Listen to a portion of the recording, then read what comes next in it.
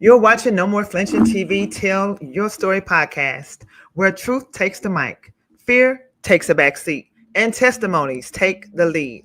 Welcome, everyone, to another episode of No More Flinching TV Tell Your Story. I'm your favorite host, Carlotta Taylor, and today is special. If you're watching right now, let us know where you're tuning in from. Leave a comment, drop a message. You know what to do. Subscribe to the channel. Keep your ears and hearts open. There is definitely inspiration in tonight's episode. Now, we will have our thought of the day, and I thought this was very much aligning to the amazing, outstanding guests I cannot wait to bring up. And I know y'all can't wait to bring up because I see y'all in the comments going crazy. And that's what I'm talking about. That is the energy that Coach D deserves. But the thought of the day will come from someone whom I call a mentor of mine, who I will pop in and listen to daily, day after day. And that man is no other than Neville Goddard. And the thought of the day is to change your conception of yourself and your world by assuming the feeling of your wish fulfilled. Without further ado, we're going to go ahead and bring up one of my favorite people to watch on TikTok. Y'all, listen, hold on. Y'all can go crazy right now. It's okay. Listen, we not bougie over here, y'all. We not bougie over here. We have an amazing lineup for you just to spend some time, just to elevate. Let me get some of these comments on the screen because they're going crazy over here in the chats. They like much gratitude. We see you. What's going on, Megan Fobbs? Oh my gosh, you all are amazing. Oh wait, I had to bring that comment back. Good evening, pretty lady. Thank you, Onika. I appreciate you, girl. That's what I'm talking about. Come on, Queen to Queen. I love the energy. San Antonio, Texas, in the building. We got Kendra from Milwaukee. Okay, Milwaukee, Texas in the building. I'm gonna show some love to the comments real quick, Coach G, before we bring you up professionally. All right, we got hello. Okay, I'm not even gonna play with you, but Maryland in the building right there. All right, thank you. Good evening, watching from the Bahamas. Come on, Bahamas, we see you. Go on, come on now. They go crazy for Coach G, y'all. Listen, I go crazy for him too. I'm not gonna hold you. This man, whoo. Just give me 1 second. We almost done. Okay, we see you. Truth Be Told Television. I like the name of that channel right there. I like that name. All right, KLM. What's going on, KLM? And yes, G Squad is in the building. Listen, anytime I open up this app right here, let me show you this app I'm talking about. Let me go to the app. Let me be for real with y'all. This app right here that say TikTok. Anytime I open up that app, listen, I be in a mood sometimes. Y'all ever just be in a mood? You ever just feel like, you know what, man, I just went through something. Oh my gosh. Or you could be on the other side, or you could be going through, or you could be thinking about something. And isn't it funny how social media will play you so hard that they'll have somebody talking about the very thing that you either going through or just came through, and you be like, how did they know? And then I started listening to Coach G, y'all. When I tell you, it just poured out like water. I said, this guy got to be anointed or something. And he know what he talking about. Listen, he got to get his flowers today. He just got it. This is why he's here. We're going to get to the interview. We're going to get to the questions. But y'all give this man his flowers for real. This is why he's here. He's getting spotlighted tonight. Y'all see him on the side where he pouring and pouring and pouring. Now it's our time to pour back into him. Now it's our time to let him shine. We got Coach G. We got somebody. What Megan she in the chats with the gloves, y'all. Listen, I absolutely. It's not been one time that I ever put on that app and I heard Coach G speaking that I did not relate to him, or he did not just make me laugh. Man, he's so funny. If y'all ever see me in the comments, I'd be like, dude, you funny. Like, for real, you just got me hollering. Somebody said he's surgical with it. I agree. He is. And we got to, like, today, life is so precious, y'all. We got to give people their flowers. You see these flowers they're giving you? We got to give people their flowers while they're here. Show them appreciation. And I appreciate everybody that's in the chat tonight because this is what it's about. But now I want to turn your attention to Coach G, and I want to just give him an opportunity just to say hello before we get into the questions that we have for him. Yeah, I got some good questions for him. We're gonna get to some nitty gritty, and also over here on No More Flinching TV, I don't want you to flinch about putting your question in the comments now, because if I feel like it aligns with what we're talking about, we're gonna get that question asked too. Okay. Now, y'all, his family, y'all came over here to support him. And if you're tuning in from No More Flinching TV lane, just drop No More Flinching in the chats if you're here from No More Flinching. I hope y'all are here. But listen, without further ado, what's going on, Coach G? What's going on? Talk to us. I can't call it, man. I'm just happy to be here, and I appreciate the acknowledgement, the flowers, and the love always. You understand me? So yeah, no, hey, I'm honored. Hey, this is dope. I like it here, man. This is all right. This is all right. Tell you what. Yes, I mean you deserve it. They are going crazy over here, y'all. Pleasant Inspire Apparel. Okay, you must got some good clothes over there. We appreciate it. They are just really blowing up the chat. We really appreciate the love. Listen, let's go on and jump this thing off because how we do it over here in No More Flinching TV, we like to go back to childhood. We like to go back and learn about the person, how they grew up, because as you know, that has a lot to do with who you are today, whether you've overcame things or not. No matter how you grew up, there's going to be some type of connection. And if I'm not mistaken, I've actually heard Coach G talk about this too. I know y'all probably have as well. So the first question coming off the cuff, and listen, y'all, he did not want these questions. He said, I'm going to speak from the heart. And that's what we're doing right now. The first question to Coach G, take us back to Laurinburg, North Carolina. What did young G see, feel, or experience that planted the first seed for this mindset mastery that you embody today? The mic is yours. Well, one of the main things that I noticed was I was able to have two different insights in the same body. That's one of the first things I became aware of. I was able to ask me a question, but get a different answer that was separate from the one that asked the question. I didn't know what it was. I just thought something was wrong with me. So I just suppressed that a lot, and I would never dare tell nobody what that process was. So the one thing that stood out was I could I could see well, I could hear well, like I was able to see beyond what it was. I thought something was wrong with me. And of course, when you're growing up in the 80s and 90s, you know that's not something that people are going to be too fond of hearing, that you can see a different world or see different things or hear different things or process things different. I used to remember when things would come on the screen, I used to find myself counting all the numbers before, back in the days when like 1-800, whatever that is, I found myself counting all the numbers and would get frustrated if I couldn't finish the numbers. You understand what I'm saying? Or I used to have a lot of ticks and isms about me where I just blurt out random things. So, it was a little battle of so many different levels of mental health. So a lot of times that gave me a lot of anxiety because it would come out at the wrong time. You understand what I'm saying? So a lot of ticks and isms and flinching and all of this other stuff used to be my thing. Like, and so I would try to suppress that and be as normal as possible. But yeah, no, that stood out. That was a thing. You understand what I'm saying? So that was one thing that I started out noticing about me before anything else, because I didn't think nothing else was special about me. I just seen too many things that were wrong with me. You Mm. understand what I'm saying? So that was my biggest thing, and that's what kicked it off for me to grow that side of me. You understand? So yeah, that's what that was. Okay. Well, I appreciate you sharing. And that's another thing, like being open enough and vulnerable enough to share those parts of you that you feel like, hey, I thought something was wrong with me. I've actually heard people, Coach G, say, or even doctors or people kind of back in the day, I heard that if you are counting, like I would literally be like looking at the fan to count like the blades in the fan, or my mother used to do that. But then medical was tell you, oh, you're crazy. What are your thoughts Right. about that? Well, that's their job. Their job now, to get deep right on in it. Their job is to suppress the spiritual gift. Their job is to function in the ego world, which is where man and women exist, while suppressing the spiritual gift where we all are connected in. That's their job. Their job is to suppress our gifts by saying, "Oh, it's something wrong with you." Well, when you think it's something wrong with you, you're not going to step into that. You're going to reject that and continue to seek within this world to find answers and all this other stuff, instead of stepping into it. When you understand, when you finally step into it, those are spiritual gifts. Those are actual gifts. Those things allow you to see the world from a skewed perspective. So at the end of the day, that's what it's designed to do. Especially when you're a special individual who can see, you're not seeing the world the way the world sees it. So yes, technically that's a diagnosis, but at the same time, that's a calling, that's an anointing, that's a gift. You understand what I'm saying?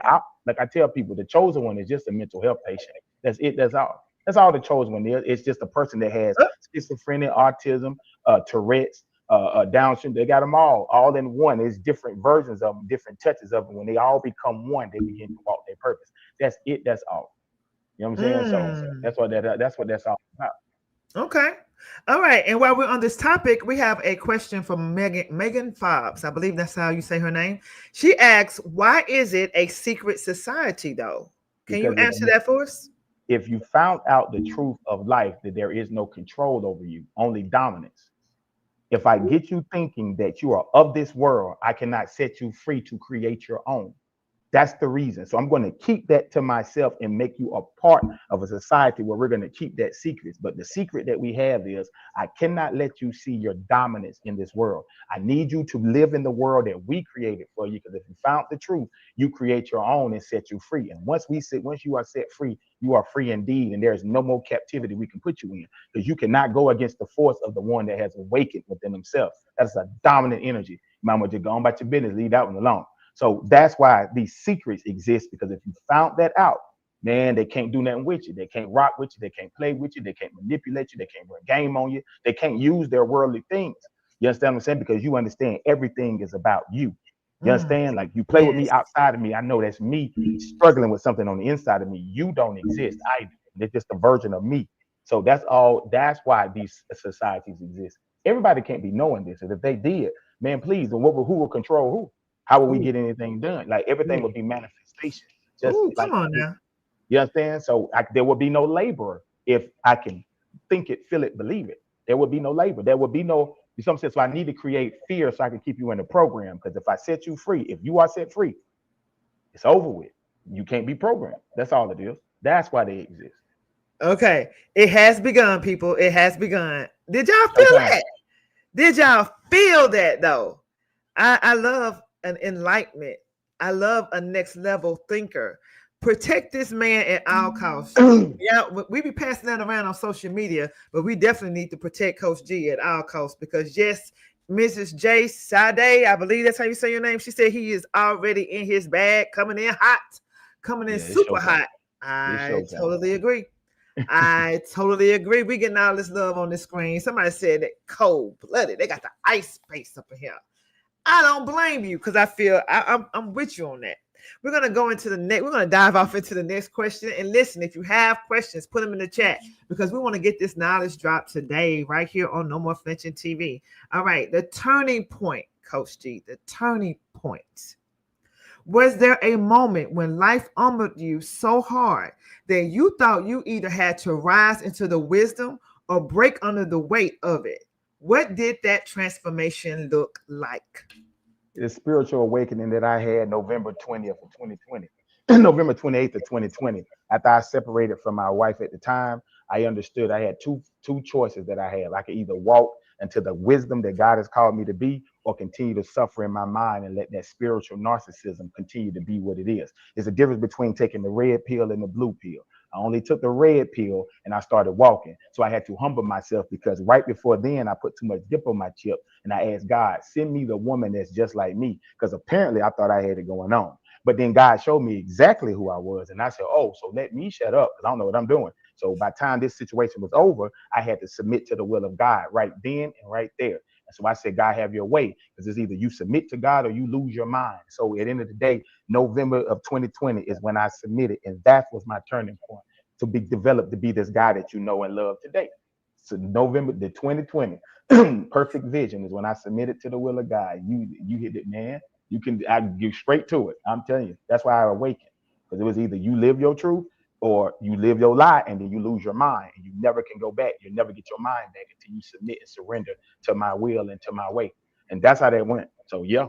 Oh gosh, yeah. You see, as you can see, I'll go straight to it because that's my thing right there. So that's what calmed me down because I thought I had it going on. I thought I just knew what I was talking about. So when I was Mm, like, oh God, send me a woman that's just like me, because I was in between relationships. And yeah, God sent me a person that was just like me. I thought I just had it going on so much. Oh yeah, I got somebody that was just like me. You know what I'm saying? Yeah. So I wound up meeting me in another body. Oh, you got to worry about me no more. Oh, you got to worry about me no more. Coach Mm-mm. G, Well, I'm you're telling you, doing it don't worry about me. again.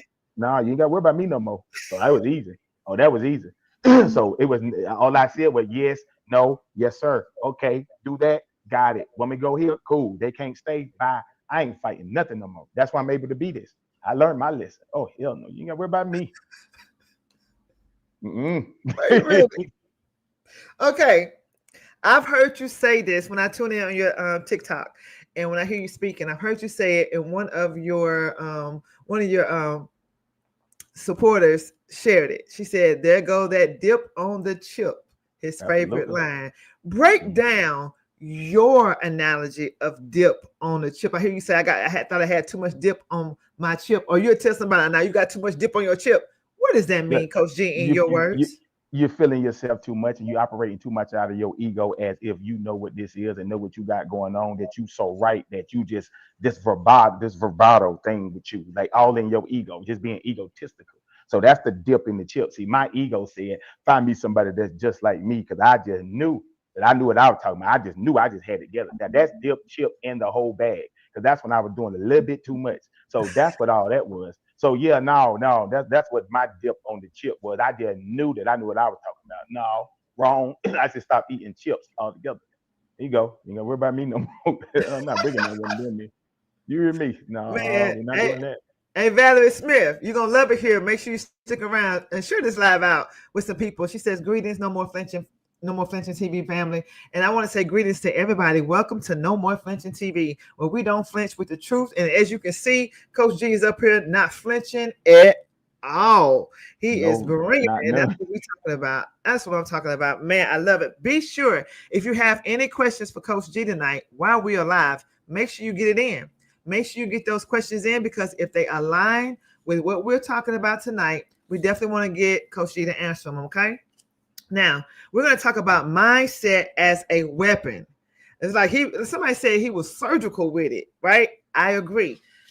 You've built a reputation for dismantling anxiety, panic attacks, and low self-esteem with precision.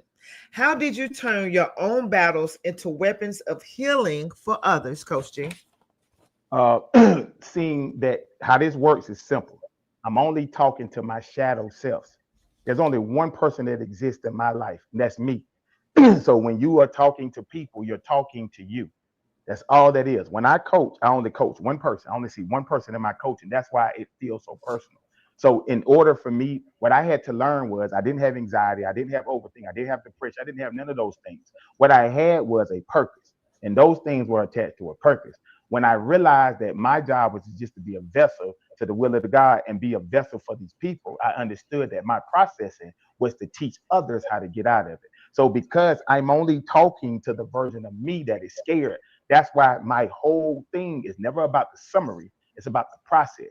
I talk you through your process. I don't talk to you about anxiety. That's a summary word. I talk to you about the details that create the anxiety, because it's always about what you're trying to control and what you assume is going to happen because of your lack of control. So another thing anxiety exposes is that you're controlling. That's all. That's it. That's all. So at the end of the day, that's what anxiety presents. So when I realized that that was me doing that, and that's how I got down because of the pre-notion before the attack. If when I thought about something that I couldn't control, that I seen coming, now I manifested a wavelength of all the things that I can't control. Then boom, now I got overwhelmed. I know that that's a me thing, being controlling. That's why I tell them to get out of anxiety, you have to submit. That's what controlling is. The counter attack to control is submission. That's the battle. It's submission and control.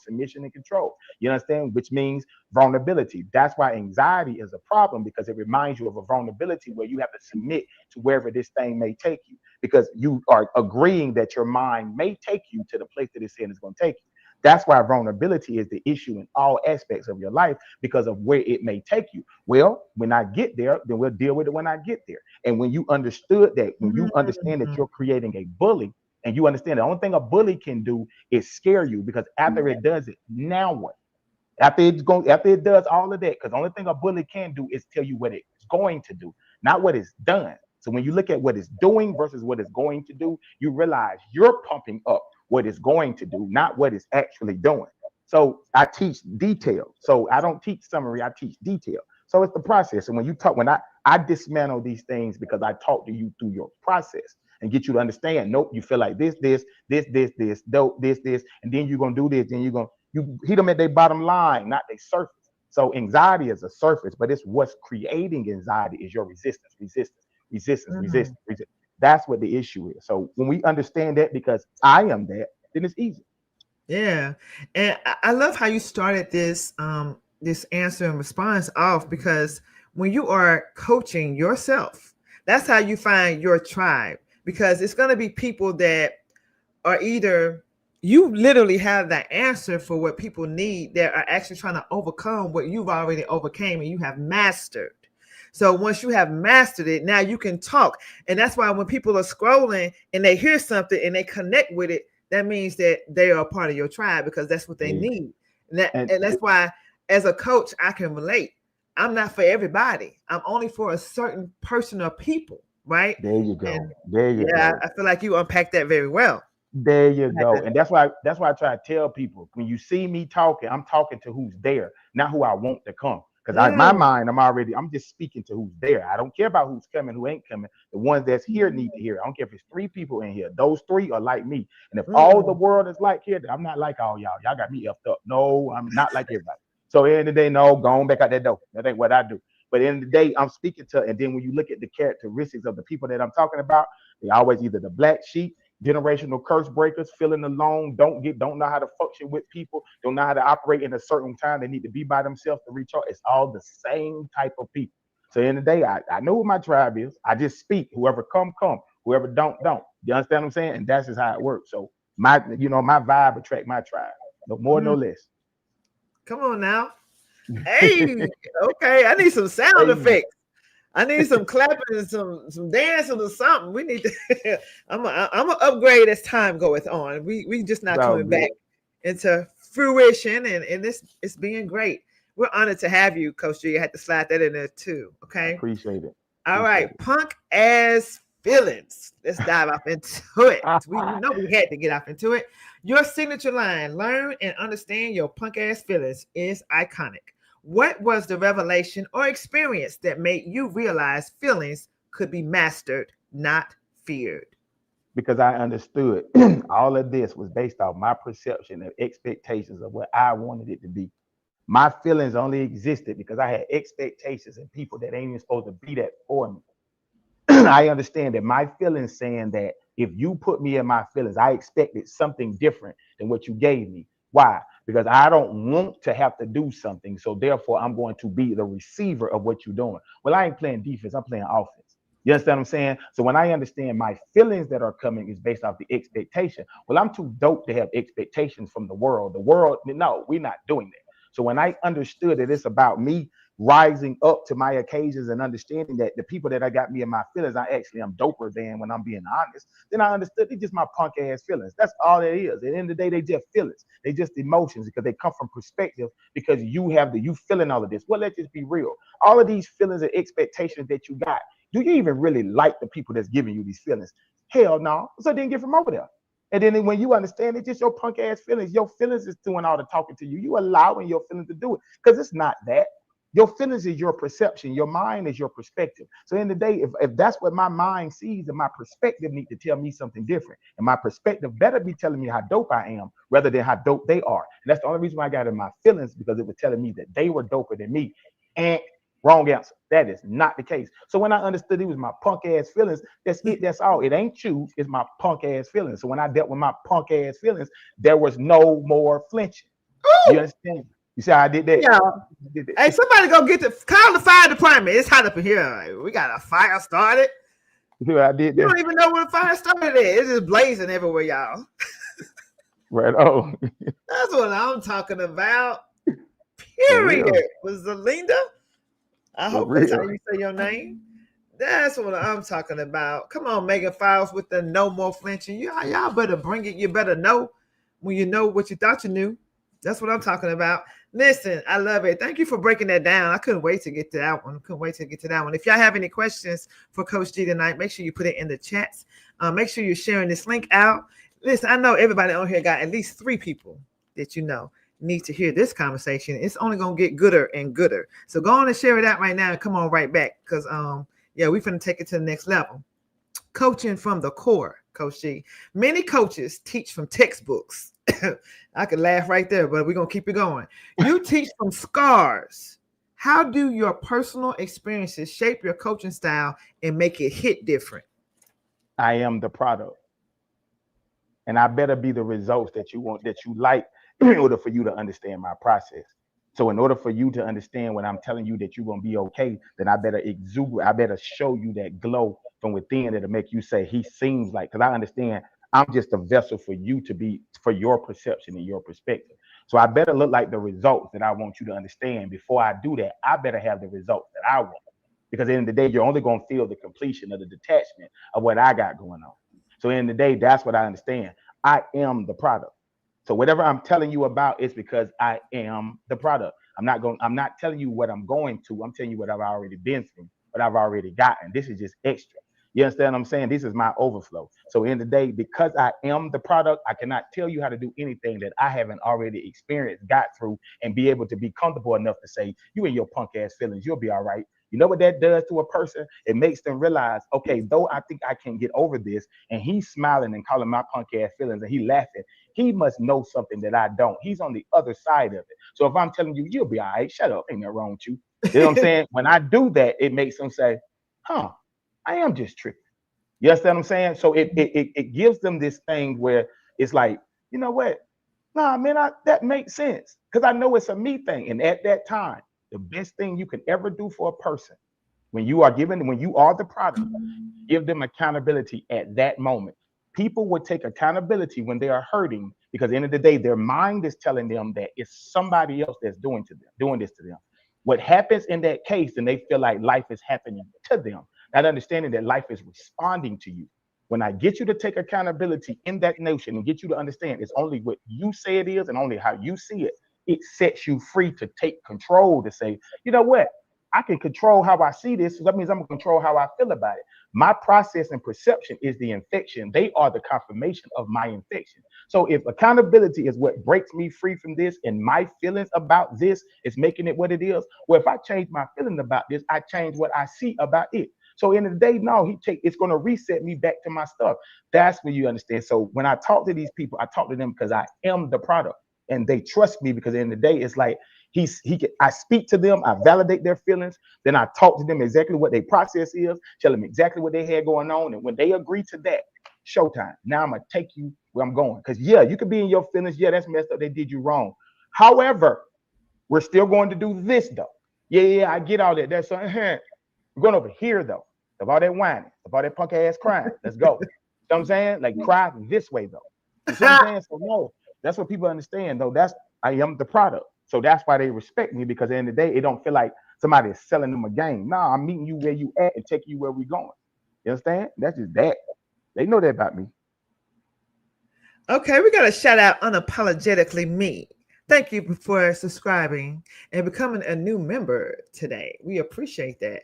Listen, we have a question for you, Coach G, in the comments. Man, you just blazed it up on that. I'm gonna come back to that. That question you just answered. I want to make sure we get this question answered because while you was blazing it up again, I guess the fire department's scared to come up in here because they're just gonna let it burn tonight because you were just blazing down as I knew you would. Wow. Valerie Smith says, Coach, is there a systematic routine you follow each day to accomplish your goals? No, I create a system, not a goal. Oh, I have a system. You don't want a goal, you want a system because when you accomplish a goal, everything you got in your life right now was a goal that got you still wanting more things because you saying, okay, now what I'm supposed to do now. And then when you accomplish that, okay, now what I'm supposed to do. No, you have a system.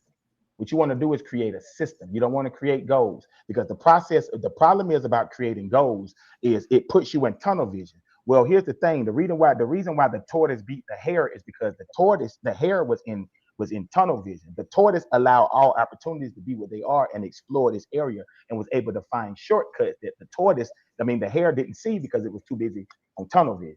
You understand what I'm saying? So what you want to do is have a system of success, not a goal of it. Because once you get there, now what? Everything needs to be celebrated on your way to wherever you're going. So you may try to get to level 5 from a level 1, but what happened to level 1.3, 0.4, 0.5? What about level 2? What about level 3? What about level 4? You may understand by the time you get to level 3, you may find out level 3 may be dope because you had an idea that level 5 was your answer. But level 3 might be where you want to be. oh, wait a So minute. Hold on, right there. come on now. Come on now. Come on now. This Did me. y'all hear what this man just said? He said, you're not taking time really appreciating, understanding, enjoying the journey of your path. You in level 3, but you got a goal to hit level 5, but level 3 might really be where you want to be at. Do you not know what kind of mic drop that is? You hear me? Can you just slowly unpack that suitcase for us, please? Well, look, because at the end of the day, everything needs to be celebrated. So when we see where we need to be, oh, I just need to be there, I need to be there, I need to be there. Well, there's levels of life that you never even seen before if you just allow yourself to be who you are. See, when you start with acceptance of where you at, first of all, let's make it. What is this goal about? What am I telling myself? See, when you have a goal, you're telling yourself that you're moving in lack. You're telling yourself that there's something you don't have for you to create a goal. So you may have a goal of losing weight. Well, first of all, let's appreciate the weight that we have first, but we can get healthier. You dig Mm. what I'm saying? You may have a goal of saying, I need more money. If the money is about the freedom, then how do you tap into the freedom of what you already got? Because we lack nothing. We lack nothing. So when you understand we lack nothing, we move in abundance because we don't serve a God that will have us empty or none of that stuff. We already move. It's our perspectives. So in the day, when you understand that we're going to move with acceptance first, then every day is a plus. Every moment is a plus. I can let the day evolve. I can let the moments evolve. I find out that I'm on a level 1. Well, first of all, I'm going to celebrate. I didn't even know I was on level 1. When did I get here? Okay, because last time, according to my mindset, I ain't have nothing. When I get to level 1, and then the next step is level 2. Wait a minute, level 2? Oh, this is pretty dope. Let's stay here for a while. Because in my mind, I saw level 5.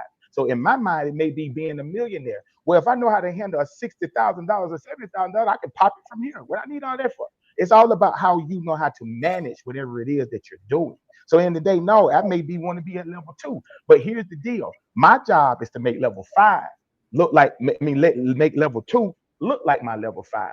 Level 10 look like my level 3. My job is to make sure all my stuff look like that as I go. Because who said that I got to a level 5 to be alive? I'm gonna make it pop right here because the God that I serve has given me abundance in everything, and it's my job to tap into all of that. Because even when I get there, I'm still gonna have the same perspective, so it doesn't matter. Doesn't matter when I get to level 5. I'm gonna have level 5 issues. So I'm gonna appreciate level 2 based off where I'm at because God knows this must be what I can handle. So I lack nothing. So I'm gonna tap into all the spaces that's never been touched. So if I'm doing this and not feeling good, it's because I'm not looking over here as well, or over here, or over here, or over there. That's what we want to do. So when you create a system, you can watch yourself grow into all the things that's been in your face the whole entire time because the identity changed. It's about changing the identity, not getting to the goal. You did. You did. You know You what I did. heard? You know what I heard? I heard I might be on level 3, but I'm gonna have level 5 gratitude. You hear me? That's what I'm trying to tell you. That's it. There you go. Now That's what you I get what heard. I'm saying. Yeah, we're gonna have That's what level I 5 heard. gratitude. Yeah, exactly. That's exactly what I'm saying. So we're I gonna got move with this great. this feeling, like this energy just all over me. What are y'all feeling? It is on fire up in here. Listen, I'm telling you, people pay for this. Coach G ain't saying he ain't asking for no $1,000 line. He's spitting this game out of his heart. Right, Gratitude pouring back into you right here right. on No More Flinching TV. Y'all, listen, I'm telling you, y'all need to be sharing. The best way you can do right now is just share with others because he's gonna get blessed out of just being here. He don't even know it yet. He don't even know it yet. But I got a gift to give him once we get off air, just because he don't even Right know it on. yet. Right on. Free Right of on. charge. Free Right of on. charge. All right. So we appreciate all of this. Oh my gosh. If you have any questions, once again, make sure you drop them in the comments. Make sure you drop them in the comments if you have any questions. Okay, we're going to go to the next question. Coach G, I'm going to let you know right now, you're going to be back. We're going to have you back on the show I'm again. with it. I'm with it. I'm with We it. might just have to have some, some type of episodes just repeatedly. Who knows? We'll come up with something. Hey, creators create. Creators Yeah, create. That's creators what I'm create. saying. Yeah, yeah, yeah, yeah, Period. yeah. All right, let's go to the next question. Man, it's about to be over already. Gosh, y'all better come up with some questions. I'm not ready for this to be over. All right, so accountability without apology. You hold people accountable in ways that push them to their next level. What's your philosophy on balancing compassion and tough love in coaching? Well, here's the deal about people, about tough love. Watch this. The average person that is like me and you already can hear the voice of tough love already. Our bodies has already been conditioned for the aggressive tone. already because life was already conditioning us in aggression. So when I process a bad childhood or a bad life, I'm downloading an aggressive approach in life. When I hear a certain tone, it causes me to either flinch or be prepared for some type of war. Well, soft voices don't work when you are used to aggressive tones. That don't move me. A soft voice won't move you. You can do it. Now that don't work because it moves. You see what I'm saying? That's just ill. You see what I'm saying? But when you say, get your punk ass up, ain't nothing wrong with you with your lame ass. Hey, mother ain't did nothing to you. Come on. You all right. Get on up. That tone hits them because it paralyzes them. But what they receive, it puts them in submission. That's what the compassion is.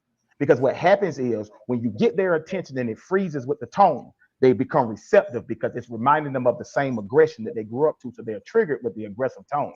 But what you give them and what they process is against their will. That's what they don't know. It's almost like manipulation, but you understand it. So I'm going to give it to you direct. So I'm going to feed you into that thing.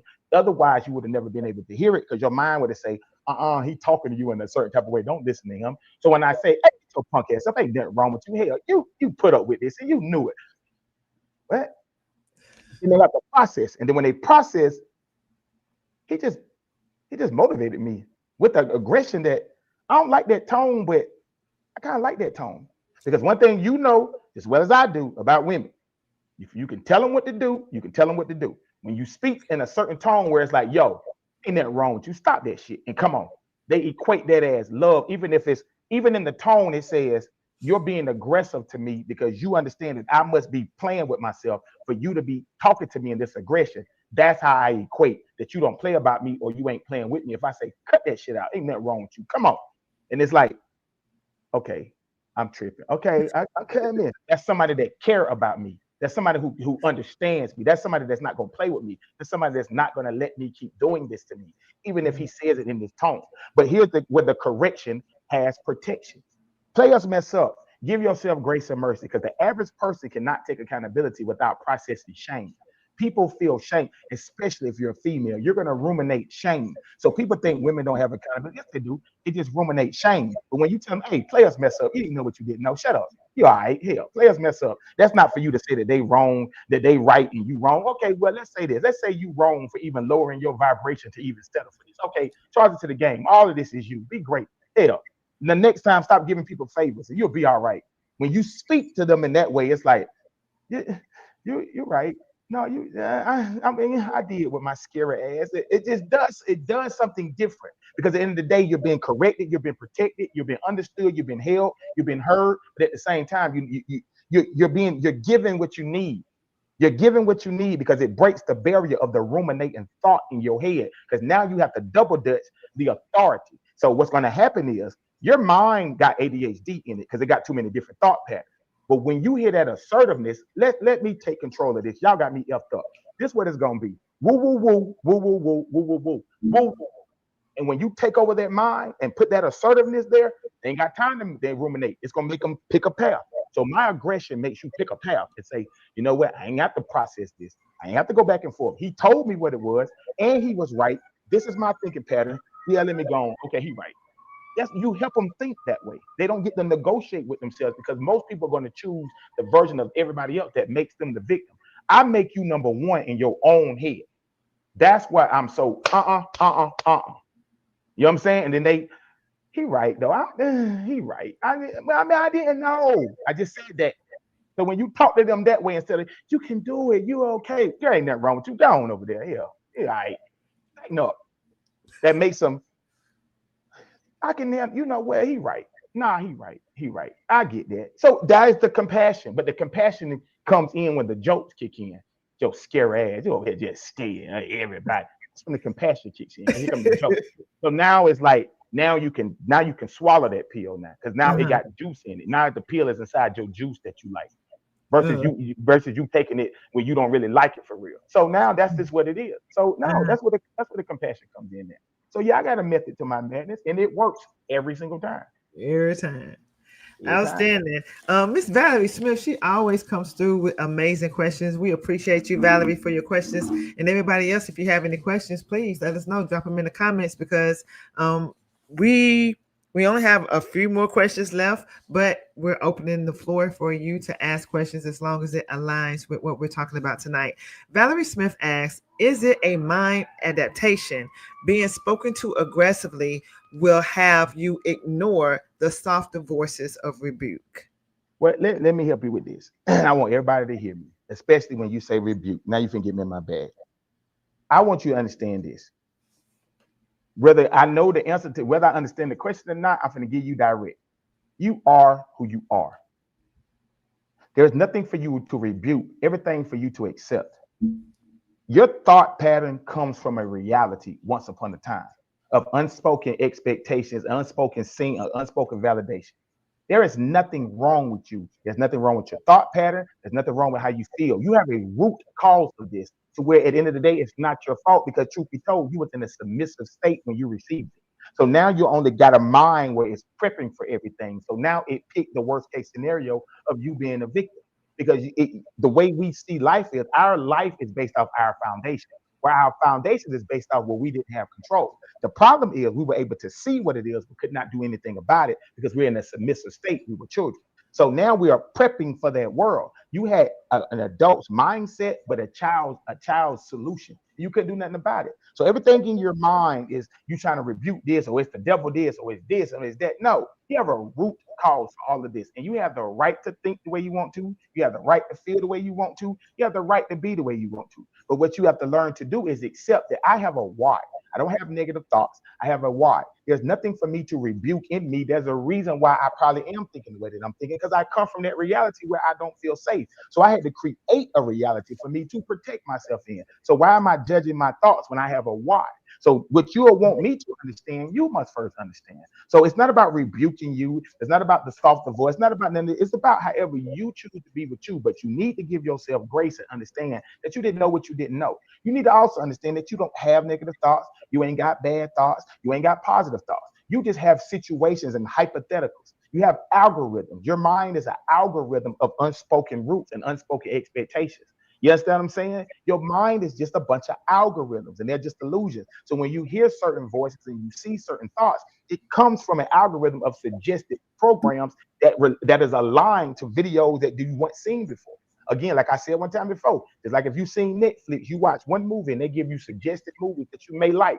You watch one documentary, they give you nothing documentaries that you may like. Your mind is just an algorithm of suggested things based off a story that you're telling yourself that you're holding on to. So it's not that you have to rebuke this and understand that. What you need to understand is what you see is based off how you allowed yourself to receive it. And you put it in the bag of this is negative, this is positive. You take the perception off of that and the perspective off of that, then you set yourself free and understand, man, players mess up. I'm human. Hell, you understand what I'm saying? So I don't know if that answered your question or not, but I just want to show you in a broad spectrum to go ahead and nip all this in the bud and get straight to the mind.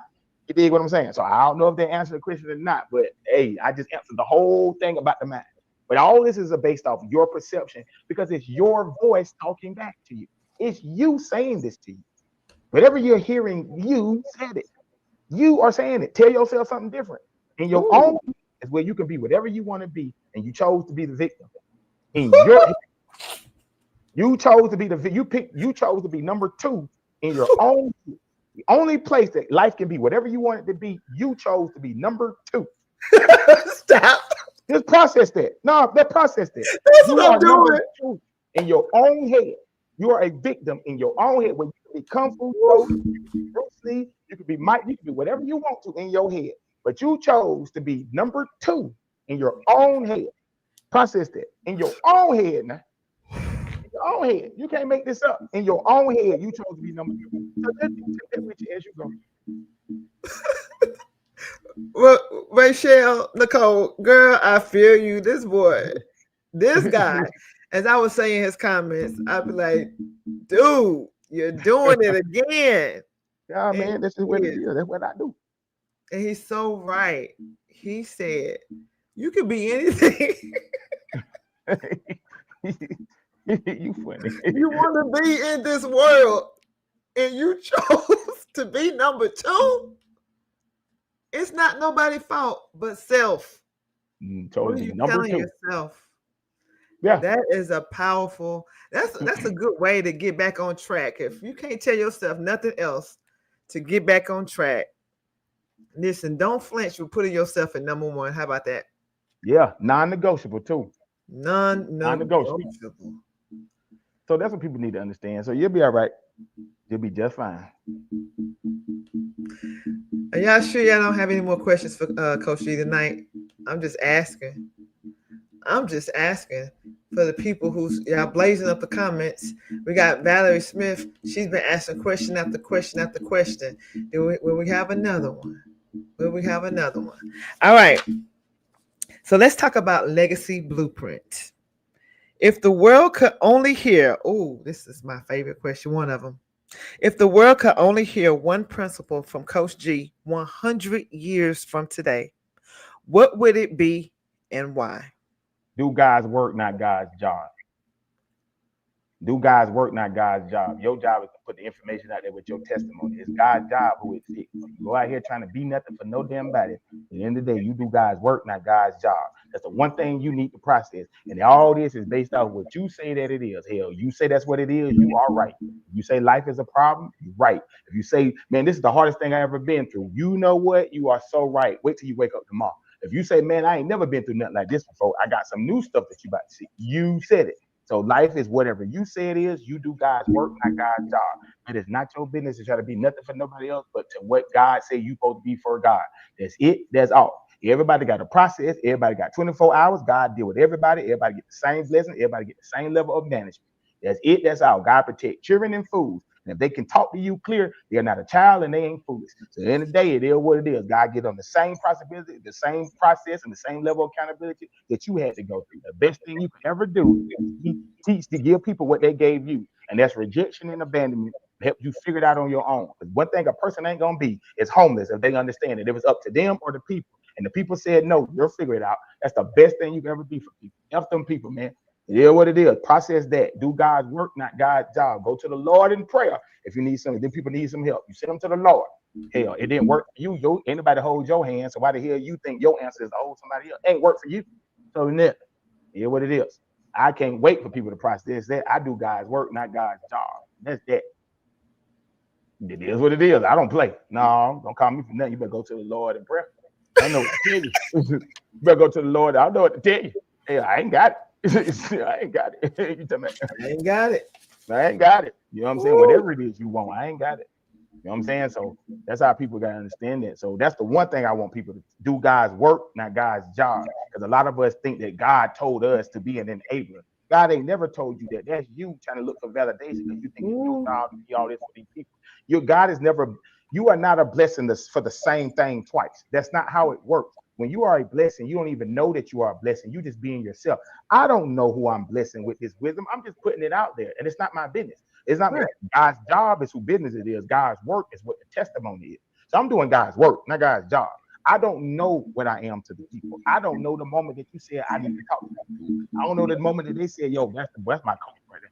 I don't know. Ain't my business. My job is to be consistently me, to do God's work, not God's job, and to be loyal and faithful to the purpose and the will of God. That's it. Mm. That's all. So at the end of the day, I don't care about it. It is what it is. I'll be just fine. Hell, I cry in the car if it get that bad. No. You hear me? No. I do not play that. God's work, not God's job. So I'm so serious about that. That's one thing I do not play. God's work, God, not God's job. And a lot of people be confusing. God told me, God ain't never told you. God would never embarrass himself by sending you out there to take you out there to get your feelings hurt and get used. That ain't never was God. God ain't never told you because you thought it don't mean that was God. You got an ego too, like your way. There wasn't no doggone God that sent you out there to get embarrassed and used and played. I ain't never seen God have to be on the side of the road with a sign telling you, repent for your sin. God ain't intrusive like that. God don't work that way. God is not, and God don't have to do all of that. I created a world where you're going to seek me anyway. So why am I got you on this? No, repent, turn around, turn from your ways, and not, that ain't how God operates. God is not intrusive. God gave you free will, figure it out. But at the end of the day, no, you know what? They are so right that they on the side of the road with this sign. You know what? I think I'm going to turn around and give my life to God because this person on the side of the road with a microphone at the stoplight bothering me as I'm trying to get ready to go, and I'm a little bit hungry, and I'm over here trying to figure out what happened. What did God tell you to say? Get this sign and get this marker and draw all of this and say repent for it. God ain't never told you to. God would never embarrass himself like that. Never. I can do this all day. So yeah, that's the only thing I'm saying. So yeah. Nope, that ain't how God operates. It's like that guy with the turbo tax sign. You know what? Just because you did a good job, I'm gonna go get my taxes filled out.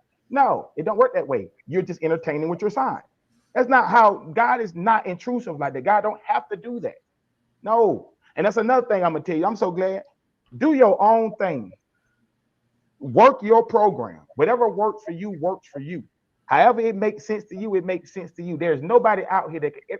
The only thing that exists in this world is opinions. You make them facts. There is no such things as facts in this world. All of them is opinion. The only reason why it's facts because two or more people agreed to it. There's only opinions out here. Your job is to make your own facts of life. It ain't supposed to agree with you. It is what it is. I don't see nobody in line helping me pay my bills. So you can't help me understand my process. No. That's like there's no such thing as facts in this world. There's only opinions. You make them facts and you stand on it, and it's non-negotiable. And you don't discuss these things because you said so. You can go back and forth with nobody. Yes, I don't agree with a lot of stuff that other people do. It ain't got nothing to do with me. I mind your reward to gain, your consequences suffer. I mind my business. So that's what people got to understand. There is no such things as facts, only opinions. You find the one that worked for you. And if you trying to hypothetically see what it's gonna be, then that's not a fact. Find the one that already worked. I don't know what you talk, which one worked. Stick to that and build off that. If you can hear God direct, then that's how you listen to the Lord. You do the church thing, okay, cool, that works for you. The Bible thing, that works for you. But at the end of the day, whatever works for you, that's what you do. And you don't go influence other people to be the, you do it, you be the representative. So are you saying the myth? You say it. You She read it. said, so are you saying, no, no, you go on to read it. Go on to read that one. I didn't want to overstep. I didn't know. No. I was feeling, you know what? I'm not gonna hold you, Coach G. When you came up, I had this idea, and then I didn't get it until it was time for us to go live. I was like, I could have brought you up as a co-host instead of a guest, but we'll probably think about that next time. So you can go ahead and read this one. So are you saying the message of pre-high? What we talking about, Miss Valerie? Yeah, Miss Valerie, what we talking about, darling? Because I don't want to assume, bless your heart, neither. because we appreciate your participation. I don't want to assume, but pre-high, I don't know it. Yeah, I mean, it's well. Listen, I get you, Miss Valerie. She's trying to get that question in. She's like, okay, I know. Valerie Smith, she know what question coming next, and she was trying to get that question in before we got to the finale question, right? So we appreciate you, Valerie. If you can, rewrite that question because we want to make sure we get it answered. And to the audience tonight, the ones who are here with us live right now, please, if you have any questions, y'all got any questions for Coach G on No More Flinching TV? Like he doing his thing. I mean, it's already, the fire department, they just not getting here, but they can't help. They can't help. There's no help for this fire tonight. It is blazing too high. The blaze is too high. So if you have any questions, go ahead and get those in. Get those questions in. And Miss Valerie, we are waiting on you right now to see if we can get this question answered. So we got, so are you saying the message of pre-high? I think, I don't know. I think she may be missing. I don't know if she's saying the message of preaching or, I don't know. I don't know. Look at us over here. We got to highlight Miss, while we waiting on Miss Valerie, we got to highlight Miss, is it Rachel Nicole? Rachel. She said, this is a dope podcast. I think the same thing. You know that? I was thinking the same thing. Thank you, Rachel. We appreciate you. We appreciate the good energy tonight. We appreciate the love that you all have been showing. Here we go. I knew she was coming. She said, so are you saying, oh, here you go. You read it and you answer it. You got it. So are you saying the message of preaching the gospel of repentance should not be forced on anyone? Absolutely not. Let me, oh, I'm so glad you asked me this. Let me get you to understand something. This is what, I'm going to put this to you. This is just a perspective. I don't give you a God to take one from you. I just represent the one that I serve. You know what happens when you feel like you have to repent for everything? I guarantee you anxiety is one of your processes. I guarantee you overthinking and panic attacks is one of your processes because it ensures that you don't know whether you're doing something right or doing something wrong. But your real moral compass is never to violate or hurt nothing or go against nothing that causes anybody problems. There is no system that you need to be. The only thing that you need to forgive yourself for is the version of you that thought that you were doing something wrong in the first place. You are a human being. This thing is called grace and mercy. And when God gave me grace and mercy, you got to understand there is nothing to apologize for when it's called grace and mercy. The bridge from my mistakes from being a human to being a being is grace and mercy. So in the day, there is nothing in me that needs to apologize for anything because it's called acceptance. Because I didn't accept me, don't mean that God don't accept me. See, when we got this whole thing of repentance and forgiveness and all, this is because we got a lack of acceptance. But the God that we serve says, I already knew, I wrote your end before your beginning. I already knew who you was going to be. I wrote that in your script. I told you're not doing anything that you're on your own. I already wrote all this and knew you were going to do it. You don't know what this is. You don't know where you're going. You don't know when you're leaving. But I do. And because of that, all of that is in my hands. So you got to worry about that. What I need for you to do, though, is accept yourself along the way. Why? Because you're called a human being, half woman, half God, half man, half God. The being side is the God in you. The human side is that's how you process the world. So what you got to understand is when you feel like that you're doing something wrong or you need to be forgiven for something, that's what acceptance and grace and mercy is about. Because God accepts you for all that you are, even when you do it the way you do it. Even when you move the way you move, even when you think the way you think, even the stuff that you do, because I understand your why. I understand that you are scared. I understand that it's a complex thing to try to figure out who God is. God knows all of this. But guess what? I'm going to send somebody that's going to be able to talk to this clear to you to tell you it's called grace and mercy. Just relax. So the idea of you need to repent, you need to repent. Who said that I was doing something wrong? Because God ain't told you that I was doing something wrong. God ain't told me that I was doing something wrong. You know what God does? God allows the desires of my heart to make me so I can make the adjustment to say, hey, remember that person you said you wanted? I'm going to give them to you. You still want that, or what we doing? Okay, so now you're gonna finally listen. Got it. You remember that person? Let me tell you the beauty. Let me get motherfucker. Let me tell you the beauty of God, though. This is the beauty of God, and this is why God is to be praised. I fixed you when you needed me, only for you to go to other people and dismiss me. And you know what I did when they did you wrong? I still fixed you because I understand that you have to find your footing. See, me as a father, I understand that when my children get old, they're going to cling to other people. And when don't things work out, my job, what I'm going to do as a father is still show up there for them because that's their process of children. I'm going to accept them for the way that they are because they are children. That's what children do. They dismiss their parents and be cool with their friends. That's what children do. And if you are a child of God, don't you think your processing with God is the same way you got with your children? It's the same thing. Do your kids need to apologize for being children, or do you just accept them and say that's what kids do? Is your kid wrong because they want a sucker from the store, or do you say, man, that's what kids want? But the answer is no. It's the same thing. Do your kid got to apologize for literally being a kid?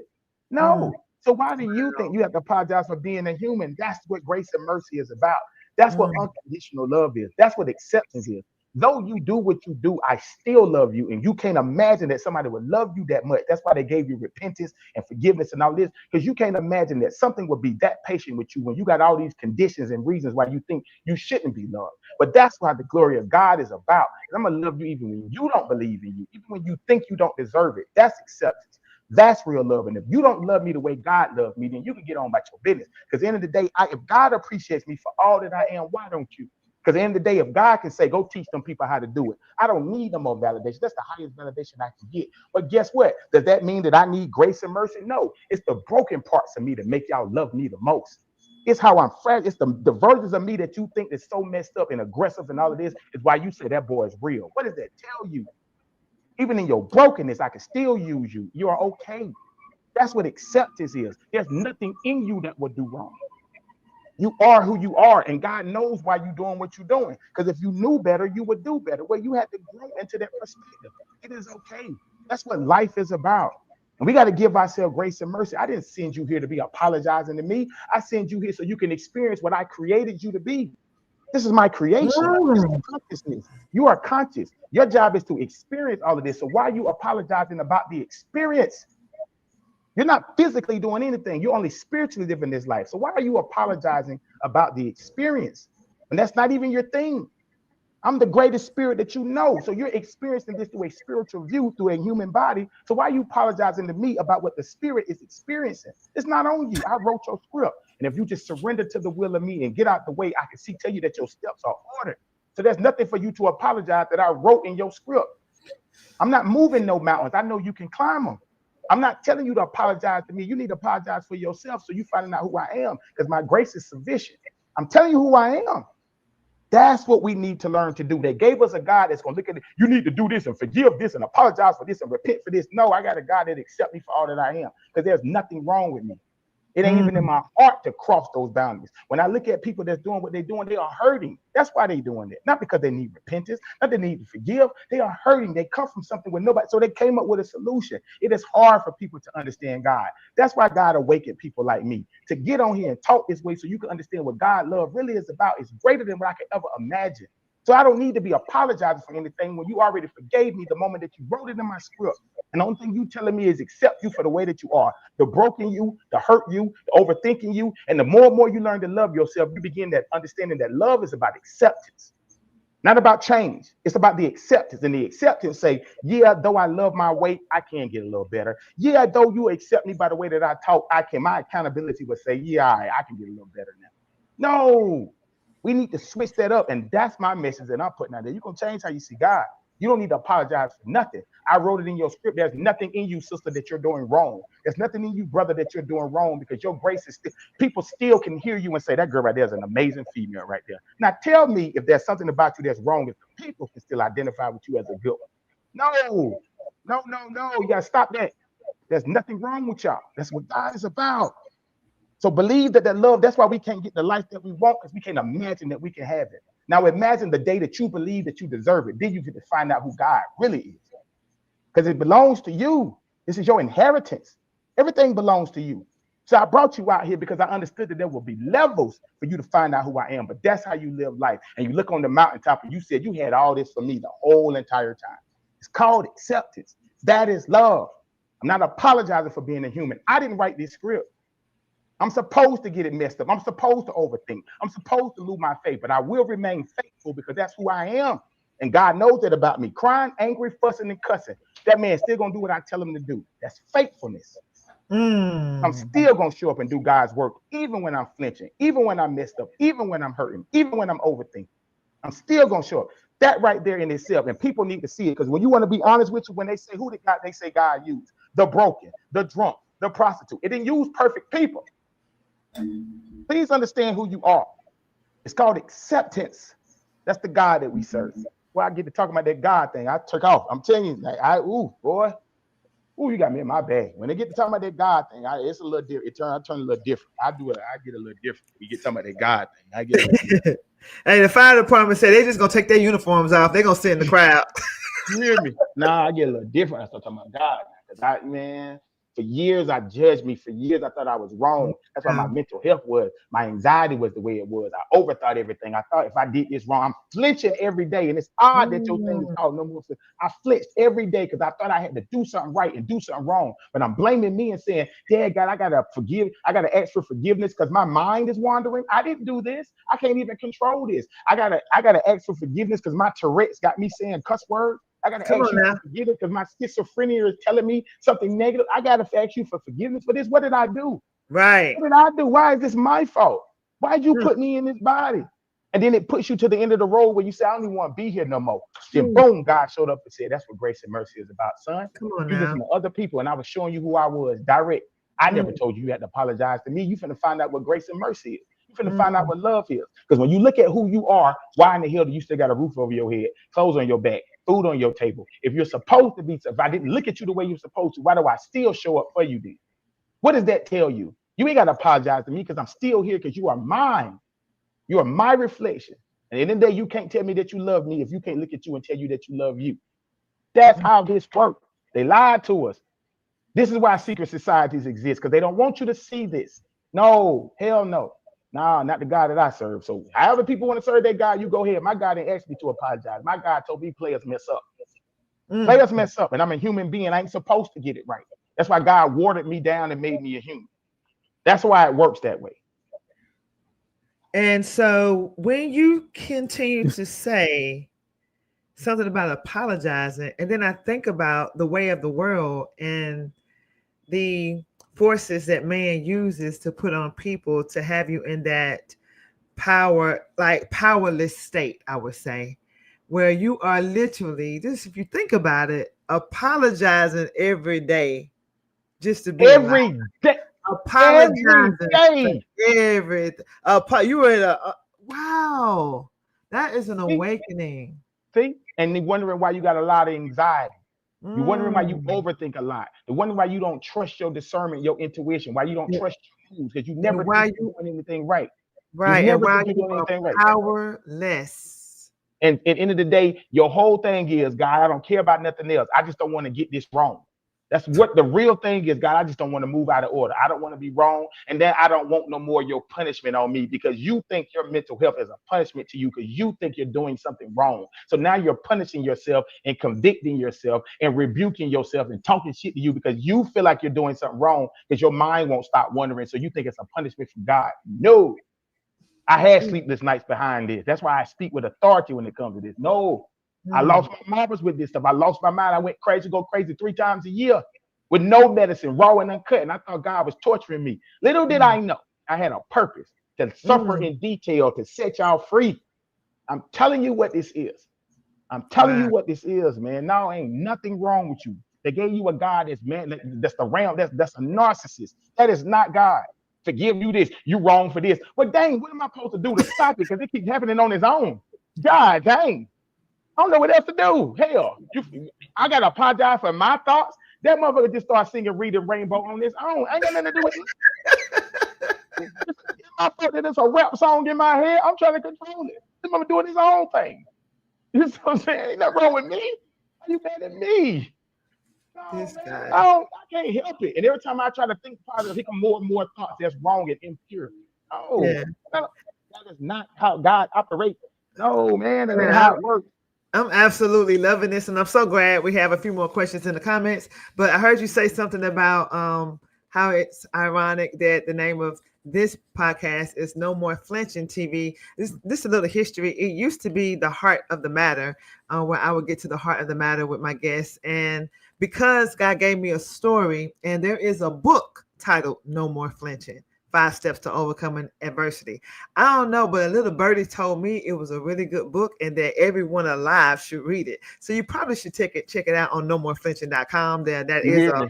a plug, and I am not ashamed to plug that No More Flinching book in there. Be sure to check Exactly. it out. And as a matter of fact, while we're talking about No More Flinching, the book itself, Coach G, I would love for you to read the book and actually give me some feedback on it. I can't wait till you read I it. And absolutely will. I think you're gonna have a deeper understanding and appreciation for No More Flinching. Absolutely. I Yeah, definitely will. I appreciate that. I definitely will. absolutely. hmm All right, so we have a question by Parasa. I don't want to set up beautiful picture, by the way. But Coach G, if there is opposition surrounding you daily, what do you do to protect your energy and your environment? She asks. Remove myself from the environment. And if I am too involved in the environment, then that means that I still have expectations from that environment because it reminds me of the environment where expectations were never met. You only manifest and ruminate the same life over and over again. It is not the environment that's the issue, it's the identity that grew up in a familiar environment. That's why you feel hopeless in that environment because that was a submissive type of environment. Go back to your childhood. What was the expectations of your childhood, and you will see it's the same expectations of this environment. The problem is you don't see yourself up to date. You see yourself as that little girl who has to tolerate this stuff. No, that's why you hear a lot of people complaining about other people's action when the adult version is move. You understand what I'm saying? But you feel hopeless in it because you're not attaching yourself to who you really are. You're attaching yourself to what you keep receiving. Now, here's the issue when it comes to women. Women have a receptive standpoint, a receptive point of view. So in the day, it's kind of hard for y'all to make the decision of I'm finna go when you got a world that keep receiving things. You are the receiver. So it's hard for you to fight against that notion when life tells you you are the reflection of your environment. Women are transformation. Women are transformational. Men change, women transform. Women become their environments. Whatever environment that they in, they become it and then try to seek expectations from that environment because you have become submissive to your environment. You are chameleons to your environment. That's why if you with a man, you are his program. Because at the end of the day, you are his environment. He can't get too mad at you about the way that you act because you're moving off his system. Because you're his subconscious. So that's where the grace and mercy come in for y'all punk asses. At the end of the day, it ain't y'all fault. Y'all just his programming. If he complaining about who you are, then at the end of the day, that tells you who he is as a man. Cause why you complaining? You understand what I'm saying? No, we let him know what it is. No, that ain't what we're doing. So in the day, no, that's what it is. You are transformational as women to the environment. That's why it's so hard. That's why y'all see yourself as the victims because of the reception. And you only make decisions based off what you're receiving to get away from it. So in your mind, you leave from one sewer to go to another sewer because you see yourself as sewage. That's the reality. So when you Ooh. break free to understand that you deserve to be out of this gutter and walk the streets that you're supposed to be on, but that's where the beef comes in at. Because you only see yourself as something because you're running from something or you're reverting from something, you're getting away from something. You don't see yourself as a creator in that. You see yourself as I was treated like dirt, so I'm gonna go do this. But the life is you got to change that perspective of what you call dirt is and change that. That's the issue. That's the hurt because your whole dynamic is based off emotions. Your whole dynamic is based off manifestations because you are the emotional program of the body. Y'all are the manifestors. So in the day, y'all bring in y'all program and then become little girls to all your programs. And so you have the expectations of the little girl that never received the things from these environments. So they are familiar programs. That's how you know how to act. That's how you know how to surrender to it. That's how you know how to look for things. That's why you already know how to complain about it. You already know what to say because it's a familiar program. So you have to take control of your perspective and your perceptions and decide that this is not what I'm going to be tolerating anymore. In order for you to break free, you got to make that decision. But when enough is enough, we change. That's why when women make up their mind, ain't no changing it. Ain't no changing. Very rare that you do. When you do, and you say, you know what, I'm good on you. Ain't no crying, ain't no kicking, ain't no screaming, ain't no hollering. You ain't going back. Once you done, you're done. Once you leave in the mind first, the body starts to follow, and there's nothing to talk about. You have to make up your mind because once a mind is made up, the instructions follow. When y'all make up your mind, ain't nobody changing that mind of y'all. I don't give a damn what nobody do. But that's to tell you how rare it is for y'all to have y'all mind made up. So when you finally do, you remove yourself from their environment. Yeah, there you go. Why are you like this? I've been through a lot, dude. I've been through a lot. Like I don't know what to tell you. You hear me? I've been through a lot. Oh That's how my it is. goodness.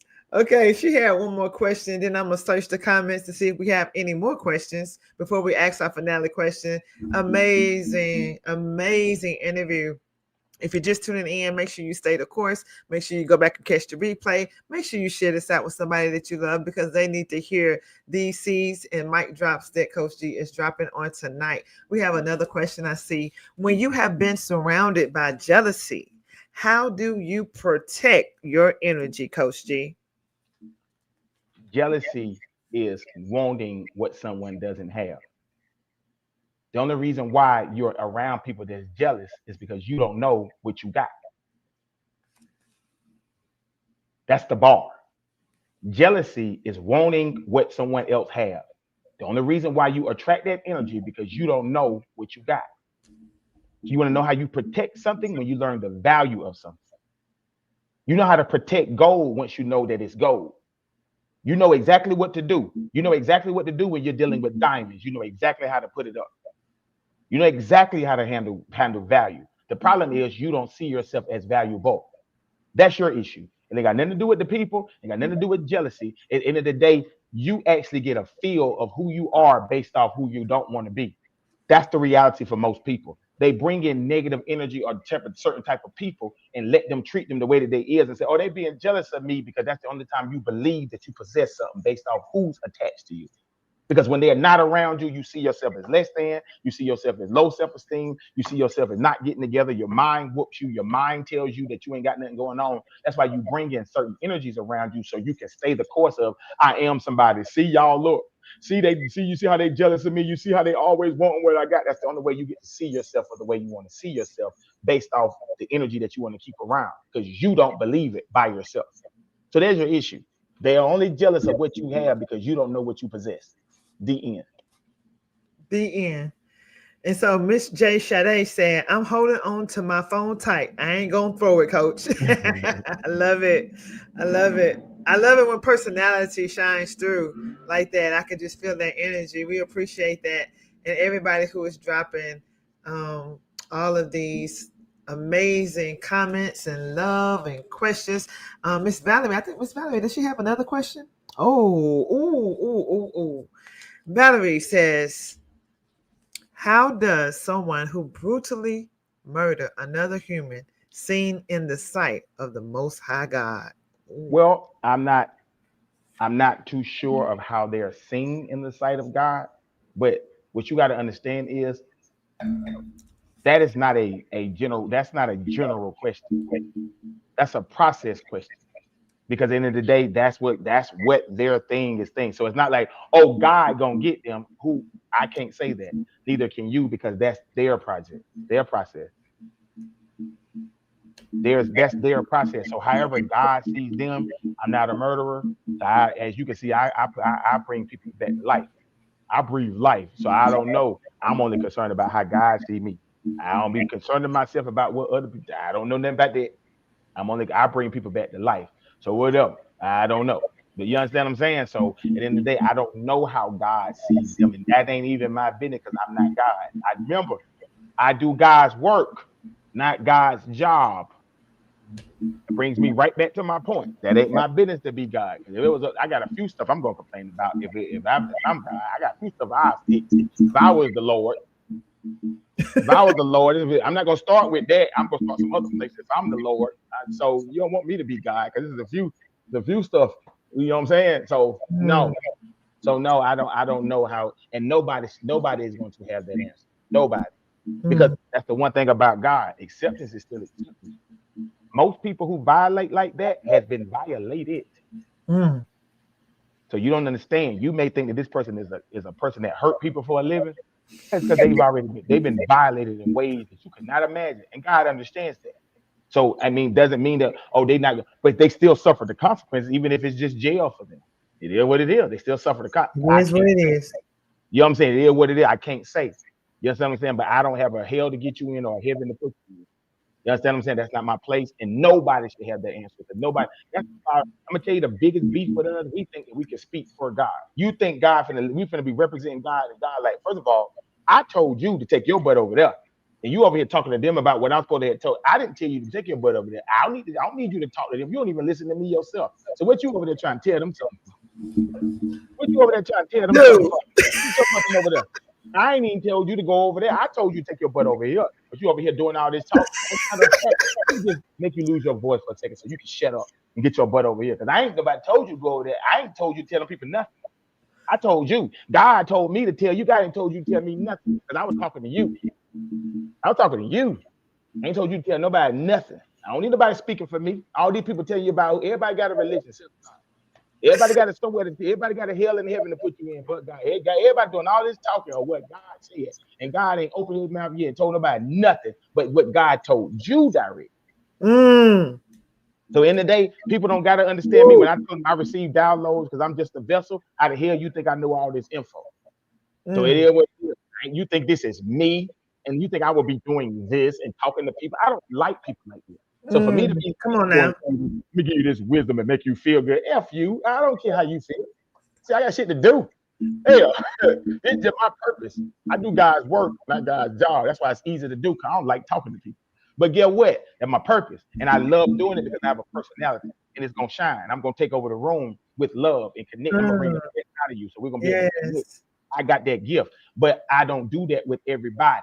So at the end of the Uh, day, it is what it is. So no, no, but I genuinely love what I do. I do yeah, God's work, not God's job. So I ain't got no heaven to put you in or no hell. So I'm on my business. I love it. And since I love that response. Everything was just everything. And I'm with Miss Pareska. I believe she said I'm hollering right now, girl. I've been trying to conceal my holler the whole time I've been on here on this other side of the mic. But I do want to take a moment of silence real briefly for an 11-year-old Guyanese little girl by the name of Adriana Young, who was brutally murdered in Guyana. And it's a really sad story. I encourage you to look it up, Google it, and things of that nature. God gave me a dream September 2023 about the incident before it even happened, and it happened this year in April, on April 23rd, 2025. So just educate yourselves and just continue to be in prayer for justice for Adriana Young. And I said I was going to make sure I do that on every broadcast because God gave me the dream for a reason, and I just want to keep my word about that. Okay. All right. So we have another question. Truth be told, asks, how can I be a better man? I Who don't think told you there's that? nobody. Who told you was a bad one? I I do this with him every time. Who told you he was a bad one? Where you get that from? And you going off whose template of what a bad one or a good one is? Because what's your idea of a better man? Your emotional perspective, or is it a man that got a job, roof over his head, clothes on his back, food on his table? Is it a man that provides for his family? Is it a man that puts himself front line for his family to create a healthy system? If that's what you're doing, then you already a man. Now, when you talk about better, that means you gonna believe something. Let me give you a heads up to understand about a good king or a bad king. It's where it go. You only gonna find out who you always been. Not you ain't gonna find out some new information. You're gonna find out who you already been. This life is already in completion. There's nothing new that you do. You finally your mind just finally catches up to your body. That's it. That's all. That's it. That's all. So I'm not gonna become a better man. I've been him. I'm just gonna find it out later. So whatever I find out, I'm gonna realize, oh man, I've been that the whole time. That's me finding that out. Ain't because I just became a better man. I've been a better man. So that's the reality. Where did you get the idea that you was a bad one? Who told you that? You're Hmm. auditing yourself. So if it's you telling you that you're a bad man, and it's you gonna have to tell you that you're a good one. Mm. Because who told you the template of what a bad man or a good man is? Where you get that from? It's your perspective. Period. So nobody can tell. So where did you get the idea that you was a bad man? And whatever you say next is your issue. So if you say, well, nah, because I always blah blah blah, well, there you go. You did it. There you go. You the one that told you that. And all you so you mean to tell me you could tell you that you're a bad one, but you can't tell you you're a good one. So you just see the bad one. That's a you thing. You have to determine it. There's nobody else out here to tell you that. So that's all. I mean, that's all that is. No, I don't. You don't. You know what I'm saying? Like I can't tell you that you're a good man or bad. You determine what that is. You know how I became this man? Because I said so. And that's what I want everybody to feel. Because you don't feel like it. Well, guess what? I don't feel like a lot of stuff. That don't mean I ain't it. I don't feel like coaching sometimes. That don't mean I'm not gonna coach. But then I just don't coach. No man, I ain't making me do nothing. So if we going off our feelings, hell, Mm. our feelings change every day. So you don't want to be in my feelings. You want to be in your logic. Get out your Mm. feelings, get in your logic, get in your perspective of you. And when you get into perspective, joy is perspective. Happiness is an emotion, but joy is a perspective. You need to find perspectives of what a man is, and you live up to that by understanding you've already been there. So it's not about your feelings of whether you're a man or not. You don't need to feel that you're a man. You need to be in the perspective of what a man is that you say. That's what makes us men. We do our own thing. We create our own systems. So if you got to go by a template of what a man is, then what are you saying that the people attached to you got to go through? We got to wait for you to become a man. Well, we fucked. Excuse my French. We in trouble. No, I need you to go in and create that system. But what are you suggesting? No, you said that you want a man. You keep saying it. So when you tell yourself something different, you see something different. I told myself that I was a man because I said so. Not because somebody agreed with me. You got to understand. From October to March, I was in isolation where I didn't wasn't on social media, no nothing. I rebranded my whole stuff to stay silent. I didn't date. I didn't talk to women. I didn't hang out nowhere. I didn't go nowhere because I was getting a divorce. So I didn't talk to nobody. I rebranded myself, and I had to tell myself that I was this because I had to believe it. There was nobody else around me to agree with me. I had to say that I was a man. I had to say this what it was. I say I'm dope because I say so. I say I'm the dopest man that I know, not you know. I know. You understand what I'm saying? I say that I am whatever I am for me, to me, and mine. So in the day, whatever my beliefs is, don't leave out this house and don't leave out this body. Whatever else happened after that is confirmation of what I am. So if the thing's about to happen to show me that I'm a man, that means I had to be one before I saw it. So I've already been it. And what you got to understand is your body is in completion. You're never going to do nothing new. You're just going to have a different thinking pattern that will unlock another survival mode in you that brings out another identity. So you have been it. Greatness is dormant. That's all greatness is. So whatever you looking to be is dormant. And you have to learn to look at it that way. So there's nothing you about to do extra that say, oh, I'm a man. No, you've been that. Oh no, I'm a woman. No, you've been there. It just situations bring out certain sides of you that now that identity gets to stay. That's how dope God is. God moves in completion. So there in this world, you are everything that you need to be in here. It's just sleep. So the man in you that knows how to do certain things, you ain't been putting your back ain't been put against the wall yet to bring that out. But it's gonna be in there because you're gonna have a different thinking pattern. But you don't need to be that right now. Because the guy that you are today, you weren't thinking about being him 15 years ago. You didn't need to be him. But when you became who you needed to be, you saw it. And that's that. Like, no, you gotta give yourself permission. You change the way you speak, you ain't gotta worry about it. You see what I'm saying? It's all it's you saying it. You are saying it. You did. Oh, he said he get it now. Progress. Yeah. About progress. Okay. We're making forward progression right now. We appreciate all the love. They say this podcast is light. I love that. Thank you so much. Wow. I want to be everything my wife needs and want. Okay. Let me stop you right there. Oh, hell, the LHE hockey sticks. No. Ooh. Oh, hell no. No. See? No, sir. That's what we ain't finna be now. Like, that's no disrespect to Miss Mary. Let me go and get some straightening real quick. Your job is to be everything that God wants you to be. That's gonna be good enough for everything that Miss Mary needs you. Right. When I'm fulfilled amongst God, wherever I'm supposed to be after that, either you're supposed to be here or you ain't. Once I'm satisfied by God, if you, wait a minute now. Whew. Oh, we don't need to be everything that she wants you to be. You need to be everything that God called you to be, and that's going to be good enough. Come on Everybody now. at work. Now, I need you to understand that as a man. No, your job is to be submissive to the will of God, not your woman. We're not doing that. No, see, now you put me in my bag. I done said this 1,000 times. I'm finna say it for the need of this podcast right here. A man's job is to be submissive to the will of God. A woman is submissive to the system. So whatever you are to God is whoever that woman's going to be to you. When your steps are ordered, she can follow your footprint.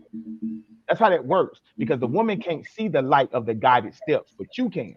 Because you can do it. Your footprints is for her to follow. She don't know what the unknown is. So in the day, she has to follow your footsteps into the unknown. You can't be something for her because that means you're focusing on her. You're not paying attention to the sunshine. You're not paying attention to the light because you don't know what it is. So you have to follow God the same way that she's going to follow you. That's how that works. So submission and all that starts with the man first to the will of God, not your marriage. And you got to understand something about being a man. When you become submissive to the will of God, you got to be okay with what comes and what goes. I'm going to be whatever God tells me to be, withholding nothing. And when I surrendered to the will of God, that marriage had to be gone because it didn't have God in it. I made it about me being it. I was in my ego state. But when I submitted to God, it was like, first thing we got to get rid of is that. Because you don't have me in this because this is not about me. And I had to learn that and I had to be okay with how that ended. If how it turned out, I had to let it be the way it is. Because my job is to be submissive to the will of God. And at the end of the day, if I'm making God happy and doing what God is telling me to do, however who somebody like it or don't like it, your beef ain't with me, your beef with God. And I need people to understand it. So at the end of the day, when it comes to how this whole thing works, I follow the will of God. And at the end of the day, if you don't like it, I'm gonna leave you where you're at. When I got submissive to the will of God and surrendered my life to God, and I start falling out with certain things, you are permanently done. Because you got to be for God. You ain't got to be for me. I see who you are. We're permanently done. I got a problem with you in my old life and my new one. Nah, I'm gonna leave you alone. So in the day, I'm somebody you should be proud of. I'm somebody you should appreciate. So my job ain't to be nothing for you. My job is to be something for God. You better be happy with what you see or leave. No, we don't play that. Not here to please none of these people. Because while I'm doing all of this, nigga, what you doing? Hell, what you doing? This ain't all about me now. What you doing? If I need to be all that, I need to be by myself. No, my job is to be submissive to the will of God. No more, no less. And when you let God lead your life, everything else will fall in order. That is divine order. She as above, so below. And if you're doing this above, she has no choice but to be it below, because women are your subconscious. There's only two things that exist: God and man. And whatever that man is to God is what that woman gonna be to that man. Women only follow the program. They don't create it. So if you got a problem with that woman doing anything, she's following your system.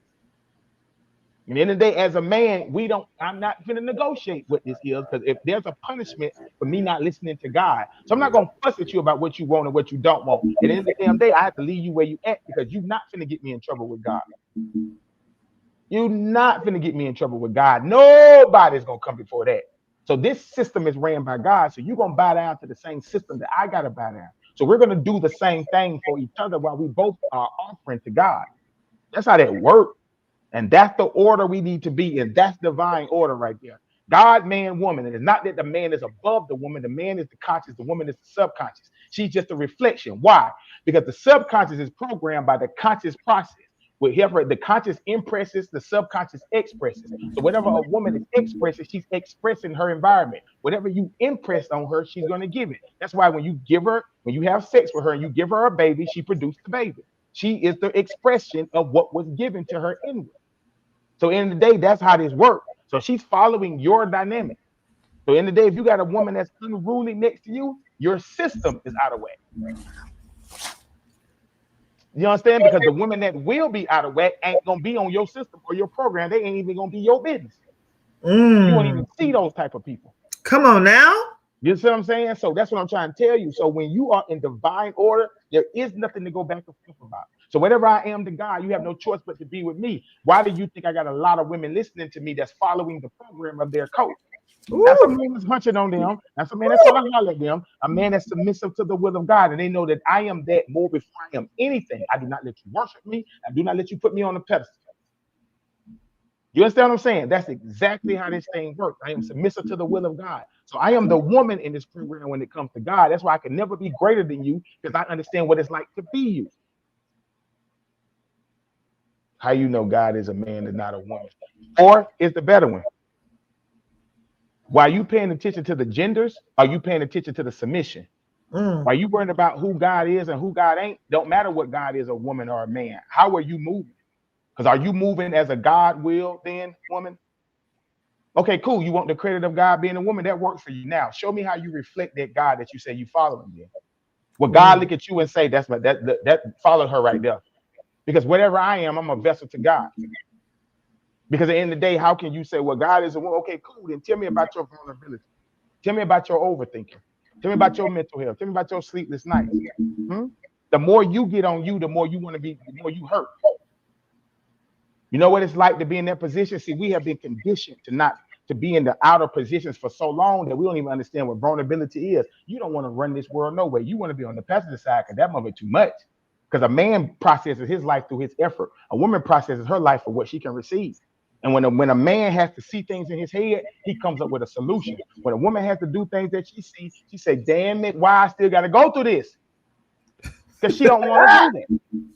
Why do I still got to do this? A man will look and say, hell, I'm getting it done. A woman say, how long do I got to do this? I'm tired of this.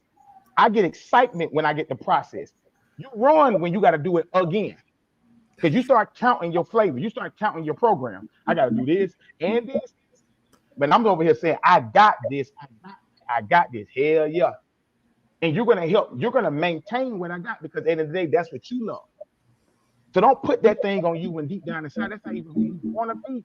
You don't want to be the one that's in charge. You don't even want to be no God. Because you know what come with that?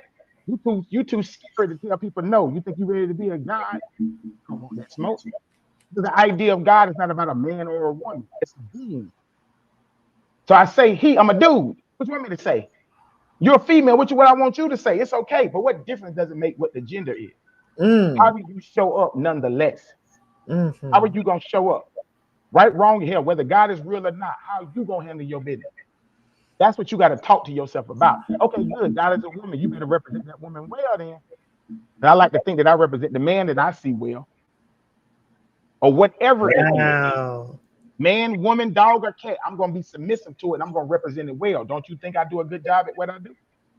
All right, then. So you better be able to do the same. Are you willing to be submissive and be a vessel to these people to set them free? Because that's what God would do. That's what God called me to do. So if you Mm. say, well, God is a woman, okay, cool. What's the sacrifice you willing to make so the world can be set free? And without you counting favors. Y'all better know what this is, man. Y'all don't want that. You don't want that smoke. You want to be a quiet little girl. You want to be on the passenger side. You don't want that smoke. You don't want that God smoke. You know you don't want it. And I want all y'all to be vulnerable to say, man, I'm tired of doing this. This thing heavy. I'm tired of being a single parent. I'm tired of having to pay all these bills. I'm tired of this. No, you don't want that smoke. You're just scared. I get it. But it's not about whether God is a man or God. God can be whatever you want to, but you better represent whatever that is. Mm. Well, we got a comment in the comments. Before I bring that comment up, is it Nakisha? I think it's Nakisha 182. Before I bring your comment up, I had just already brought it up while he was talking because I didn't want to forget about it. When I asked you about the date and we changed the date because only Coach G know what I'm talking about because he had a different date to come on the podcast, but he got bumped up to today. And then once he affirmed yes, he would be on, then I started to put everything together and I looked at the actual date. And I don't know if numerology means anything to you, but it's a really big deal. And just so you know, I'm putting it out there, September is the month of mastery. Okay. And how befitting that we had a mastermind come on today on September 9th, 2025. 999. Exactly. That's what you see where I'm going with this. Abundance. She Yeah. see where I'm going with this. So Yeah. it's the 999 today. Okay. Alignment with the number 9 symbolizing completion. Coach G. Wisdom and spiritual transformation. I had to get that to you, okay? And yeah, had to make sure you got that. Make sure you had received that. We got water and diamonds all in the comments. Yes, Divine 999. There was another question from Nakisha. She wanted to know, what's your take on the Divine film 999? I don't got no take on that. I don't know what that is. Okay. I don't we don't get caught up in all that. See, that's what I'm trying to tell y'all. Don't confuse me. Y'all do too much. We're doing too much. We're doing too much. All the divine feminine, that's that social media. See, you be listening to social media and it's confusing you. That's why all this ADHD is kicking in because you downloaded too much information. Stop listening to people. Just stop. All these divine feminine, divine masculine, divine. We don't know about none of this stuff. Look, I'm following God. The end. That's it. Only divine I know is the Lord. I don't know about no divine femme, no divine. I don't know about none of that. You understand? And don't confuse yourself with it. Because you ain't start hearing that until last year or 2 years ago. Don't be. Coach G. Am I telling the truth or no? We ain't start hearing it until after 2020. You ain't never lied. Okay, then. So that's what I'm saying. Have you ever done stand up? Have you ever done stand up? You be doing it every day. I got a sense of humor. I'm not funny. I'm just telling you, like, no, you funny, big funny, mad funny. This is what I really want people to understand. We didn't start going through all of this stuff until people start bringing this in. A divine feminine, divine masculine. Well, okay, well then, who are you as a human being? Who are you as a man then? Forget all this divine, this and divine. What? Who are you? Just you. Who are you as a human? Don't try to jump into the spiritual identification of yourself so you even understand there's levels to this. What you jumping way up there for? You ain't even you got to grow to that. So at the end of the day, you already a reflection of God. There's your divine feminine right there. You was already made to be God's child. You already divine right there. Okay, you are the inheritance of the divine. You have the DNA of the divine. There's your divine feminine and your divine masculine. But I'm going to tell your motherfucking ass something right now. You better represent it well. Because you better hope to God that you ain't a divine feminine out here shaking your butt. You better hope to God you ain't a divine feminine out here acting foolish. You better represent that divine well if that's what you're going to carry that label. Because now you're going to be held accountable for that divine identification. Ooh. I want y'all to learn what I'm telling you. If you know yourself as a human being, you can't function properly. You better be careful about that divine representation because you're gonna be held accountable. Because if people are looking at you, they better be able to see something, a divinity happening within you. And if you can't do that, you better stop. Because see, I'm waiting for all the smoke when it comes to this God thing. What is you laughing? Because I can't breathe over here. I'm just saying, because people got to understand when you start speaking like that, you get held accountable to that. So when you start saying, no, I'm a divine feminine, that means that you better show up as the divinity uses you. You better show up how God shows up. You better take the accountability that God will have you take. You better represent to these women what divine feminine look like, what these men divine feminine look like. You better show up as her. And if you're not ready for that, you better stop calling on that, because that's going to rock your bell. And so I'm ready for all the smoke when it comes to this God thing, because I'm already submissive to be to the will of God as a vessel and say, God, have your way.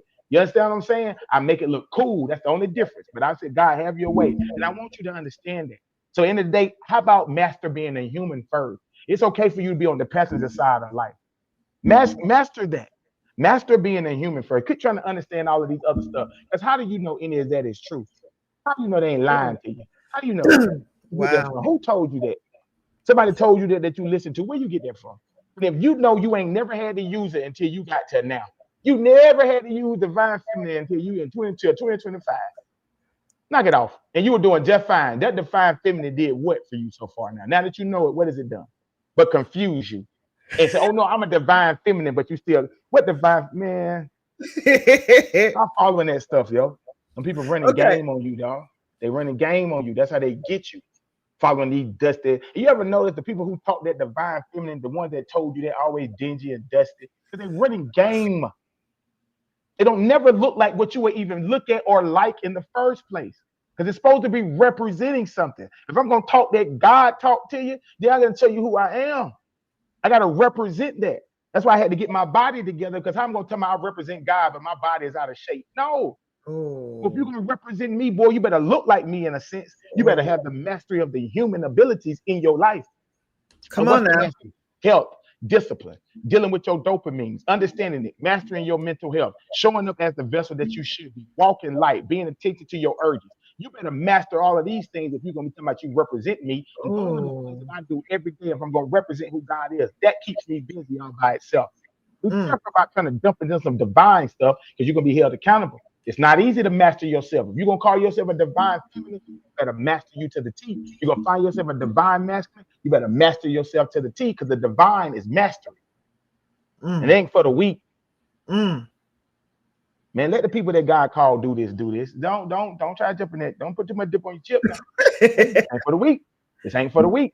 You gotta walk on water, man. You're walking on water, baby. And it's scary. It's okay to be human. Be regular. Don't try to jump into that big boy league. And trust me, you're amazing the way that you are. You're a star, baby. You're amazing the way that you are. Keep doing that. Do not jump on that big boy league. Don't try to jump on that, man. Shit ain't for the weak. This ain't it look good. Don't mean it's easy. Wow.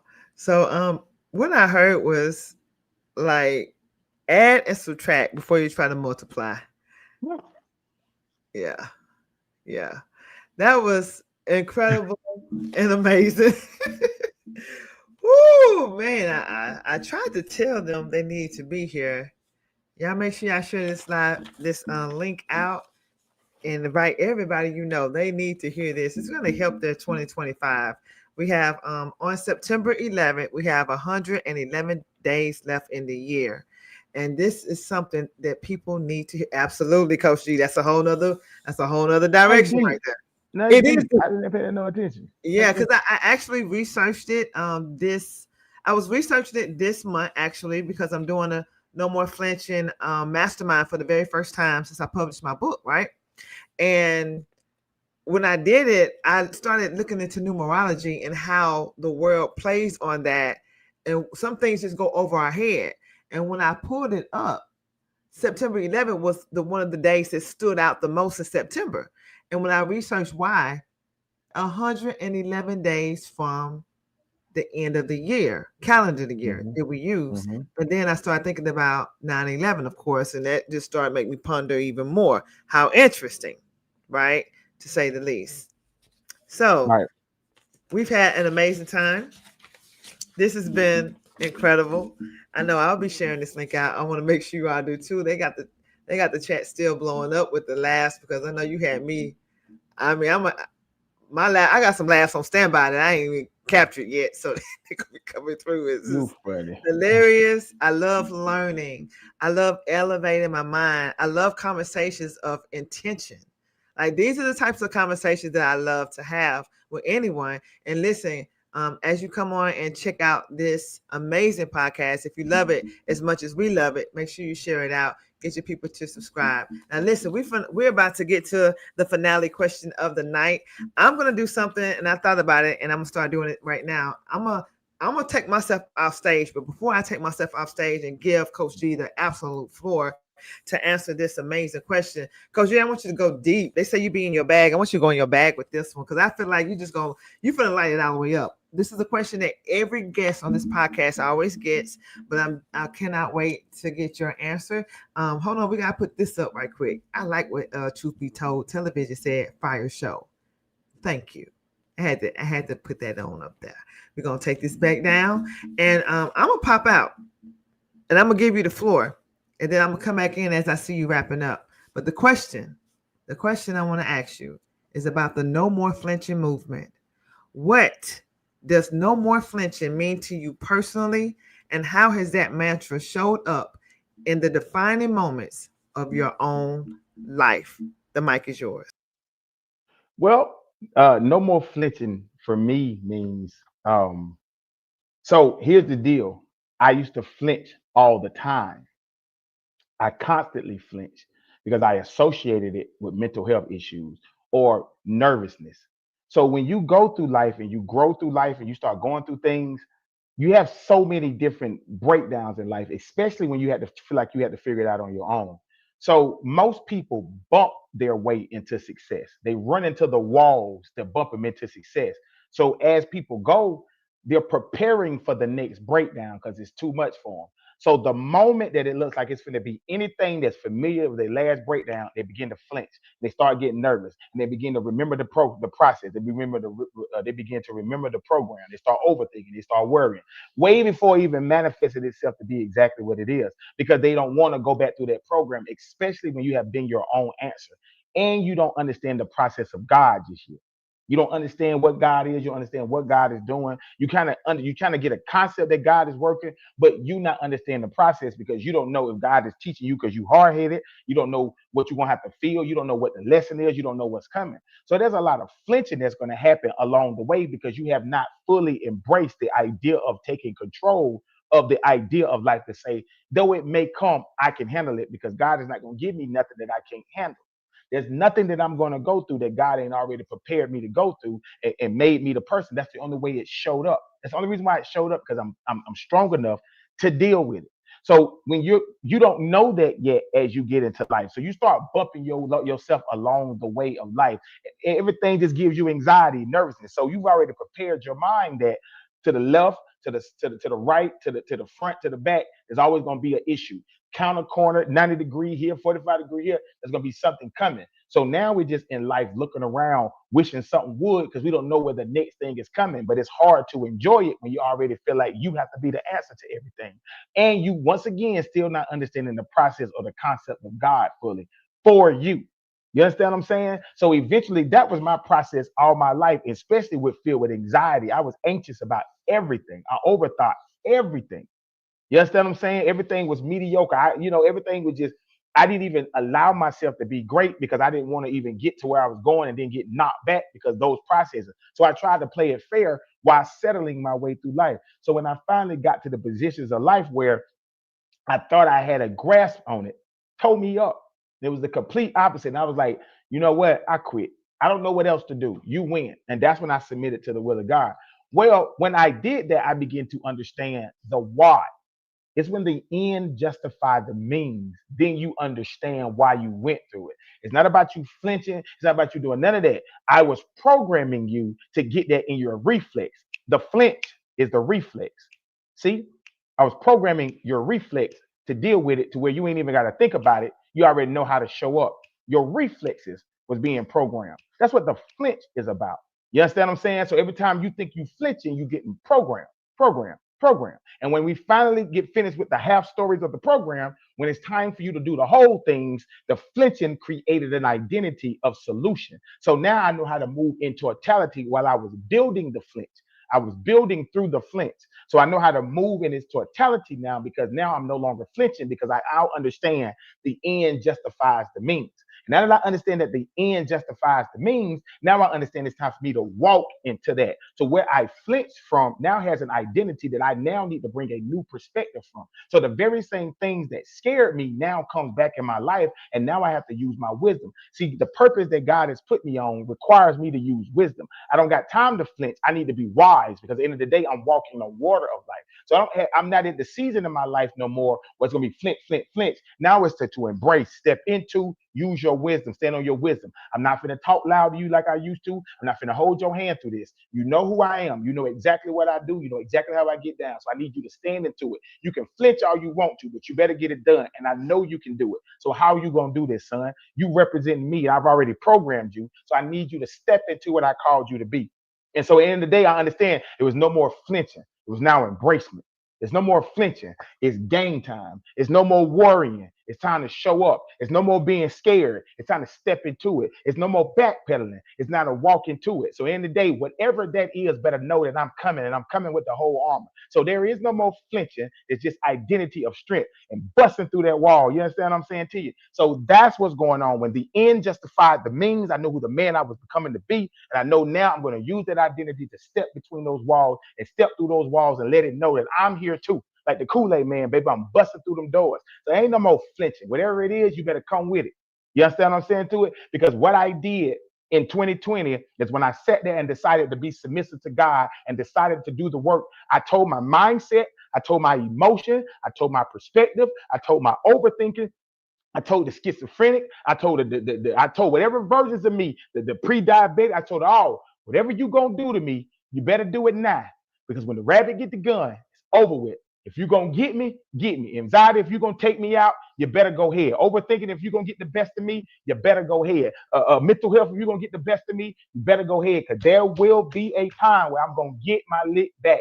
You better make sure I feel every bit of it. I did that in 2020, November of 2020. I said, you better go ahead and do what you're going to do. Because when I get that right and I get my lick back, I am not playing. So you see a man on a world tour of getting his lick back. So that's what it is. And that's why I coach the way I coach. That's why I talk the way I talk, because I got my lick back and I'm getting my lick back. Because it didn't do to me what I thought it was going to do to me. Only thing it did was piss me off. And so now that it pissed me off, now I have an assertiveness and a desire and a focus to make sure everybody is set free under the sound of this voice. You just need to make up your mind. I'm not going to pick you up. I'll calm you down.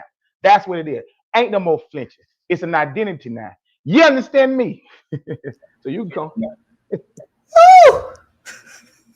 I was almost in tears. I was like, nah, I ain't gonna cry on my own show. He talking about no more flinching. But you said so many things that I related to. You said some things. You actually put a quote out your mouth that you don't even know came straight from my book. So what I'm gonna do for y'all, coach, tonight, because he shows so much love. A lot of people are very selfish when they come on podcasts. They don't really like get their community to come on board.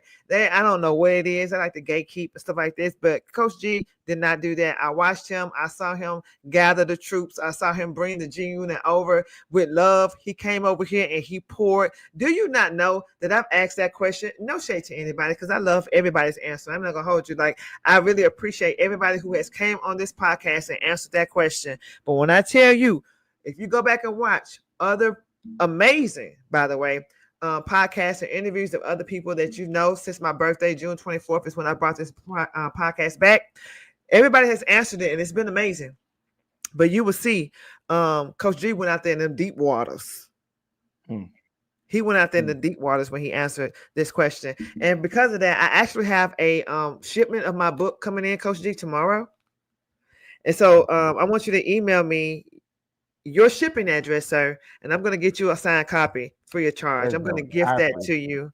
And my only thing is that you read it and give me some feedback on it. I know I can't wait to, and it's a quick, easy read. Look, but put your seatbelt on, okay? From page 1, put your seatbelt on. So let me give you something. I have a book club. Okay. So watch this.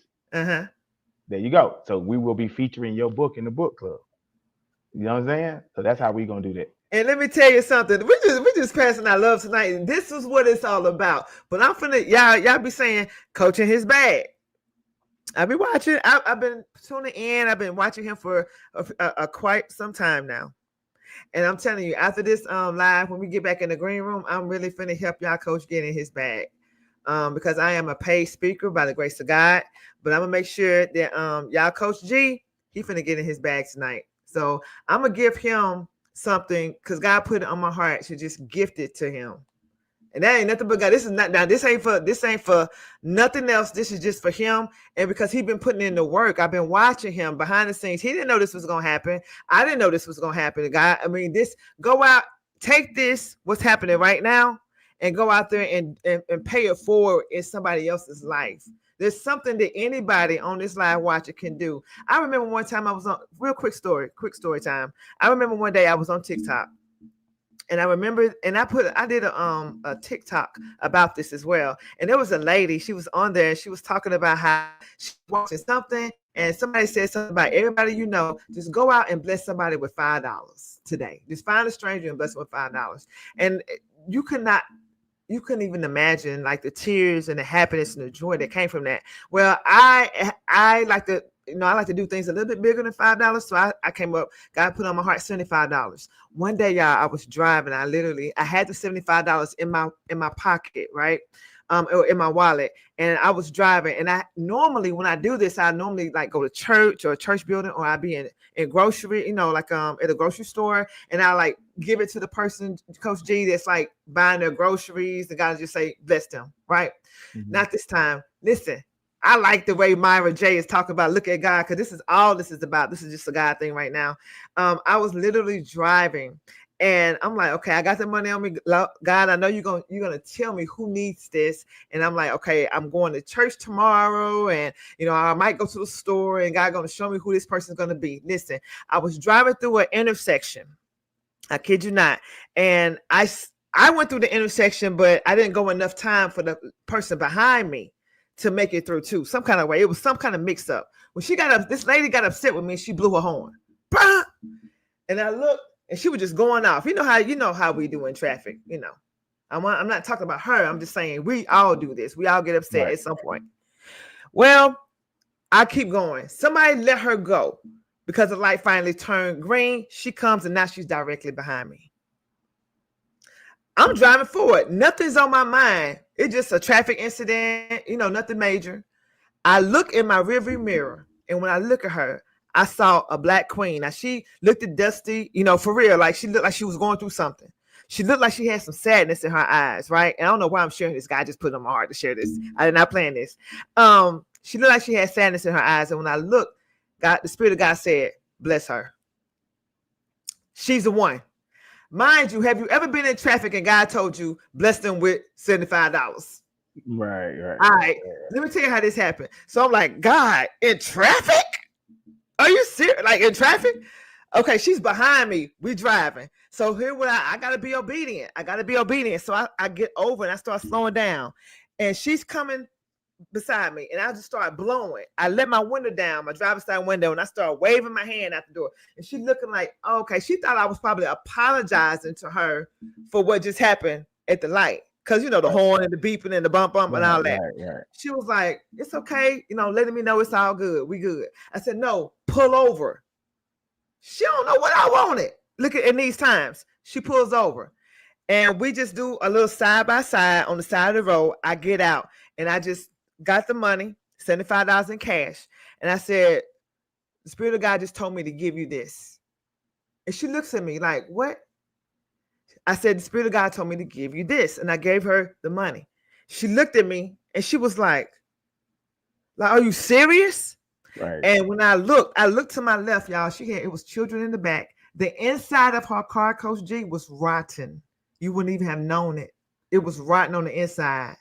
She had been going through something. When she saw that it was the money that was in her hands, she lost it. And then, knowing me, I've been trying to do some other things. And like I said, now get up out of there. Don't try to stay. Don't try to be friends. Don't try to connect. Don't try to do none of your stuff. This ain't about you. Go on about your business. Get away. Right. So I had to literally get away. And so this is what this is sharing with me. I don't know what this is and what kind of moment this turned into right now, but go bless somebody. I don't care if it's $5. Do something between the next 24 hours. Everybody that's listening right now, just do something and pay it forward with somebody. And I like the energy that Coach G has right now because he has a spirit of reciprocity. And that's the reason why God just made me feel safe with blessing him with something that literally people will pay $1,500 as an add-on bonus, a coaching program to give somebody a tool that they can go out there and know how to find paid speaking engagements. So that's what y'all coach gonna get tonight for the free. And I appreciate you, Coach That's G. dope. I got That's you. dope. I know it. That's I know it. Watch God work. Watch that's God dope. work. We appreciate you tonight. Thank you so much, Coach G. Stay down in the green room. What you want to tell us lastly before you go? I'm gonna pop you back down. I'm gonna close out the show and then we'll get to work. Only thing I want to say is do your thing, live your way, set yourself free. Remember, there's no such things as facts, only opinions. At the end of the day, nobody can tell you how to do anything because nobody saw what you saw on an everyday basis. The only person that's seen you 24/7 is you. So you can't, nobody can validate you or tell you that you're wrong in anything because they don't see where you come from. They don't understand where you've been and they don't know where you're going. So you have to stand on your square because you saw something nobody else could see. So you have to live your life. Nobody can tell you that you're right or wrong because nobody has seen what you got to see on a regular basis. That's the only reason why. And when you live your truth, you tell your story by being you. And the fact that you are able to still have your right state of mind in 2025 is that you don't need no more validation. The fact that you still breathing tells me that of who you are because life is not easy. Life is very difficult for most. So, in the day, the fact that you can still function and you have success, and it's another thing too. If you are being used, that means you are abundant. You just don't know it yet. And the moment you realize you're abundant, you'll get your butt up out of there. If they can use you, that means you got it. And if you got it, remove yourself and go on about your business. So be who you called to be, but you got to make that decision. Not Coach G, not no more Fitcher TV, not none of us. It's you. That's how that works. You did. All right. Thank you so much. It was an absolute pleasure. We will definitely, God bless it, have you back because we're just getting started. Now, we just unlocked a whole new, I don't even know what to call it, something. But God's going to work it out. It will work out. We are so honored that you were here. Coach G, you succeeded my expectations. And this was just amazing. I absolutely love today. Thank you so much. And stay in the green room. Don't go nowhere. We'll be right back with you in just a moment. Listen, you all, oh my gosh, that was so amazing. I'm speechless. I'm really speechless. I want to thank you for your energy in the chats. Thank you for the questions that you asked. Thank you for the support. Thank you for subscribing. Share this out with 3 to 10 people that you know who would get something out of today. Pay it forward, right? Truth be told, we got to bring this comment up to the top. It says, love the show. I am subscribed and congratulations, Coach G. You deserve it. That's right. When it's your time, it's your time. Sometimes you can just look at a person, like anything that you can do, and you can see a person that's shining bright and you can give them something. I don't care what it is that can help them go to the next level. Do that and watch how God bless your life. Because as you sow into others, God is sowing into you right then. That's how I see it. And you may not know where it's going to come from. You just never know. But I'm really excited. Thank you all so much. So guess what? To everyone watching, if this is if this episode blessed you, if it touched you at all, talk about it, tag a friend, replay it, reflect on it. We're just getting started. Meet me right back here next week, same time, same fire. Because around here, we don't flinch. We tell the truth and we do what? We keep it moving. This is No More Flinching Talk. Tell your story podcast. And until next time, take care of your soul and take your story off mute.